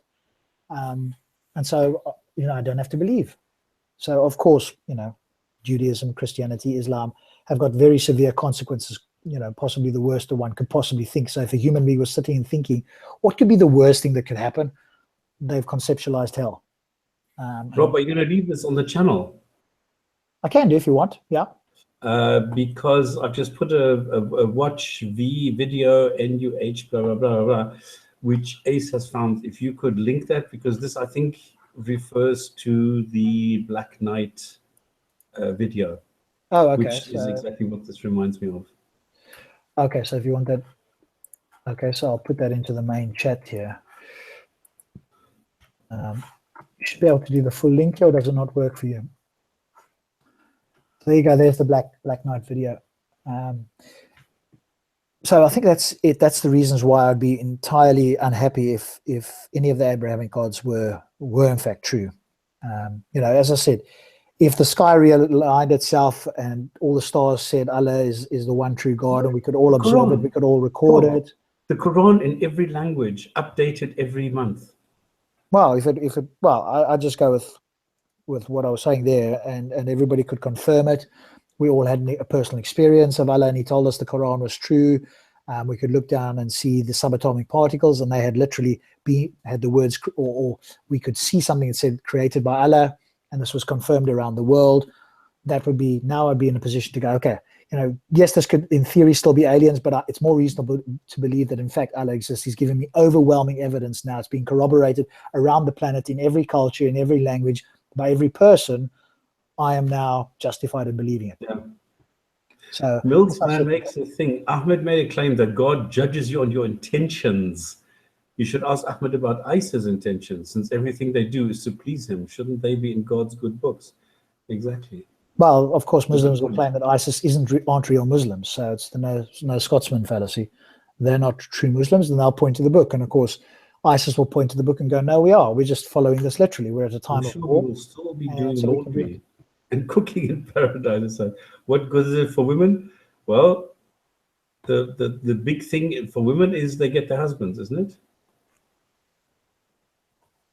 Yeah, I'll come on the show, Saracen. Obviously, welcome on the show. We're on tomorrow night at 7. What is a fruitful discussion? I think a fruitful discussion for Saracen and Ahmed is only if we agree with them. Well, he can put forward his view why he thinks God is the best view, and it's a God that you'd want to have some relationship with. Well, I'll set the bar for you already, Saracen. If the God is not unconditionally loving, it's not a God I want any relationship with. We can talk about it for sure, but I will never accept a God that is not unconditionally loving. Yeah. So judgment for me is immoral because he created us. We can't possibly hurt him. We can only interact with other human beings, and it is right for us to judge ourselves, or to agree to have a judge judge us, which is what Ahmed was going on about. So we agree to have somebody that we elect to a judge that has done many years in law, etc., and he will make judgments based on the law. So he's not doing it out of his own. He's not just randomly doing something. He's looking at books. He's being very careful about what he's doing. But that's because there's consequences in this world for harming each other. We cannot in any way harm God. It's like I've always said, I'm the carpenter and I've made the chess pieces. I've carved them, I've made the board, I've set the rules, and I've allowed the game to play. Now I take a piece that moves incorrectly, take it off the board, throw it into an eternal fire because it made a wrong move, which I in fact knew it was going to do anyway. And this is some kind of a loving, coherent God? No, I'm afraid not. And created this in advance, knowing full well that this was going to happen. This is the problem. Yeah. Why are ISIS not true Muslims? Yeah. ISIS was created by CIA. I see that a lot. And to a certain extent, I actually think it's true. But actually, no. There was an impetus in the beginning that they wanted to go against the Russians and blah, blah, blah, blah, blah, blah, blah. So they were using the Mujahideen in Afghanistan, for example, to go against the Russians. It spawned it, yes. But it's not that ISIS was created by CIA. I mean, yeah, Islam was created by CIA. Exactly. Yeah, Saracen, I'm sure your views are different to Ahmed's. I'm sure you're not going to talk about limited or limitless or whatever the case is. That sort of concept, as I said, and okay, Ahmed thinks we're being disingenuous. He's entitled to his opinion. I try to be charitable with people's opinion. I want to understand your best argument. I don't want a straw man. I see that happen a lot. Or be very uncharitable, as I see in the park, done a lot, because that's for show. So you'll use the worst possible interpretation you can. I don't want to do that. I want to understand your best argument. I want to interrogate that, because only then can we come to a conclusion. Otherwise, I'm straw manning. There's no point in that. I mean, that's just intellectually dishonest. Yes, I believe they are out of Islam. However, it's difficult to talk about ISIS publicly due to the threats of being killed. Okay. But again, here's a knockdown argument for you, Saracen and other Muslims. All you need, you always say, oh, bring another verse. Like, I don't need to bring one line. I don't even need to bring a verse to improve the Quran. And you could translate it into Arabic if you want. Do no other harm to any living creature. Now you'd be like Jainism, and nobody who ever was a Muslim could ever have been accused of being a Muslim per se, or using Islam, because the number one tenet would be don't harm another human being. So the Jains, the more fundamental they get, the more peaceful they get. They don't want to step on an ant. The more fundamental some Muslims get, the more we've got to worry. They're going to blow up people, find an atomic bomb, launch it, whatever the case may be. So there's a clear difference between Jainism and Islam in terms of the ideology. And that could be improved immediately. And yes, we are all plumbers. What are plumbers? Are those people eating plums? And yes, my God is James Brown. I can certainly go for that. It's a man's world. If ex-Muslims can do it, so can you, because you're not doing good as speakers. So we are plumbers. We're eating plums all the time, so we're not good as speakers. Clear, written by men. However, Rob. I don't know what that means. No, I don't know. Okay, is there anything new now? I think you people in America deserve what Illuminatis have in store. Oh my goodness. Okay, maybe it's a bit late. We're getting the conspiracy theorists who are staying late and joining the channel. Hey, welcome to That Belief. Of course, what we look for here is good reasons and evidence, that thing. To believe a conspiracy, I'm open to a conspiracy theory, but you need good convincing evidence. And the challenge with a number of conspiracy theories, be it UFOs or anything else, is we need good evidence. Now, interesting. You're not a member of the Freemasons, aren't we getting paid by the Freemasons or something? I wish. If they are, the check hasn't come through yet. I'm still waiting on that one. Okay, shall we call it a day? Because I think this is now getting silly. Yeah, it's getting a bit late. Guys, thank you so much. Thank you, Stops, for being on here. Thanks to our Muslim guys who did make it, let's call it, interesting. And thanks to all the viewers there. I'll just read this one last comment. Rob, I have said this verse of time. Little Hamza agreed with me also. See his conversation with Gary. There is no such thing as a verse for the Arabs of the time. Saracen, when are you going to stop this bullshit? There is no such thing. All I want the Quran says it's mubin, and the Quran says it's for all times. You cannot go and simply quote mine this. Well, I just wish the Muslims would give up the Quran as for all people, for all times. The moment they did that, no problem. But of course, the moment they do that, then they're not entitled to do dawah anymore. So you have this contradiction. I just wish Muslims would get back to the point of going, do you know what, the Quran was for the 7th century.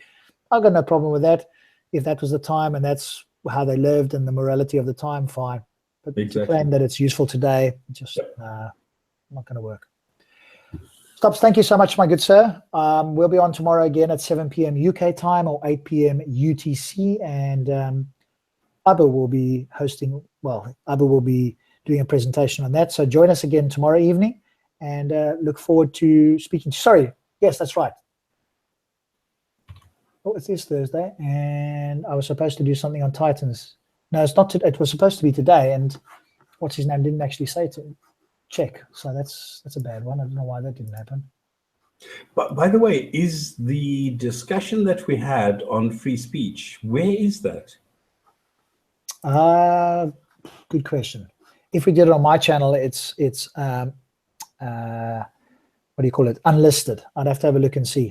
Because somebody asked me about that, and they said, weren't you supposed to be on Thingamajig? And I said, no, we had our own discussion on free speech, and we did this. And he says, where is it? And I said, I don't know.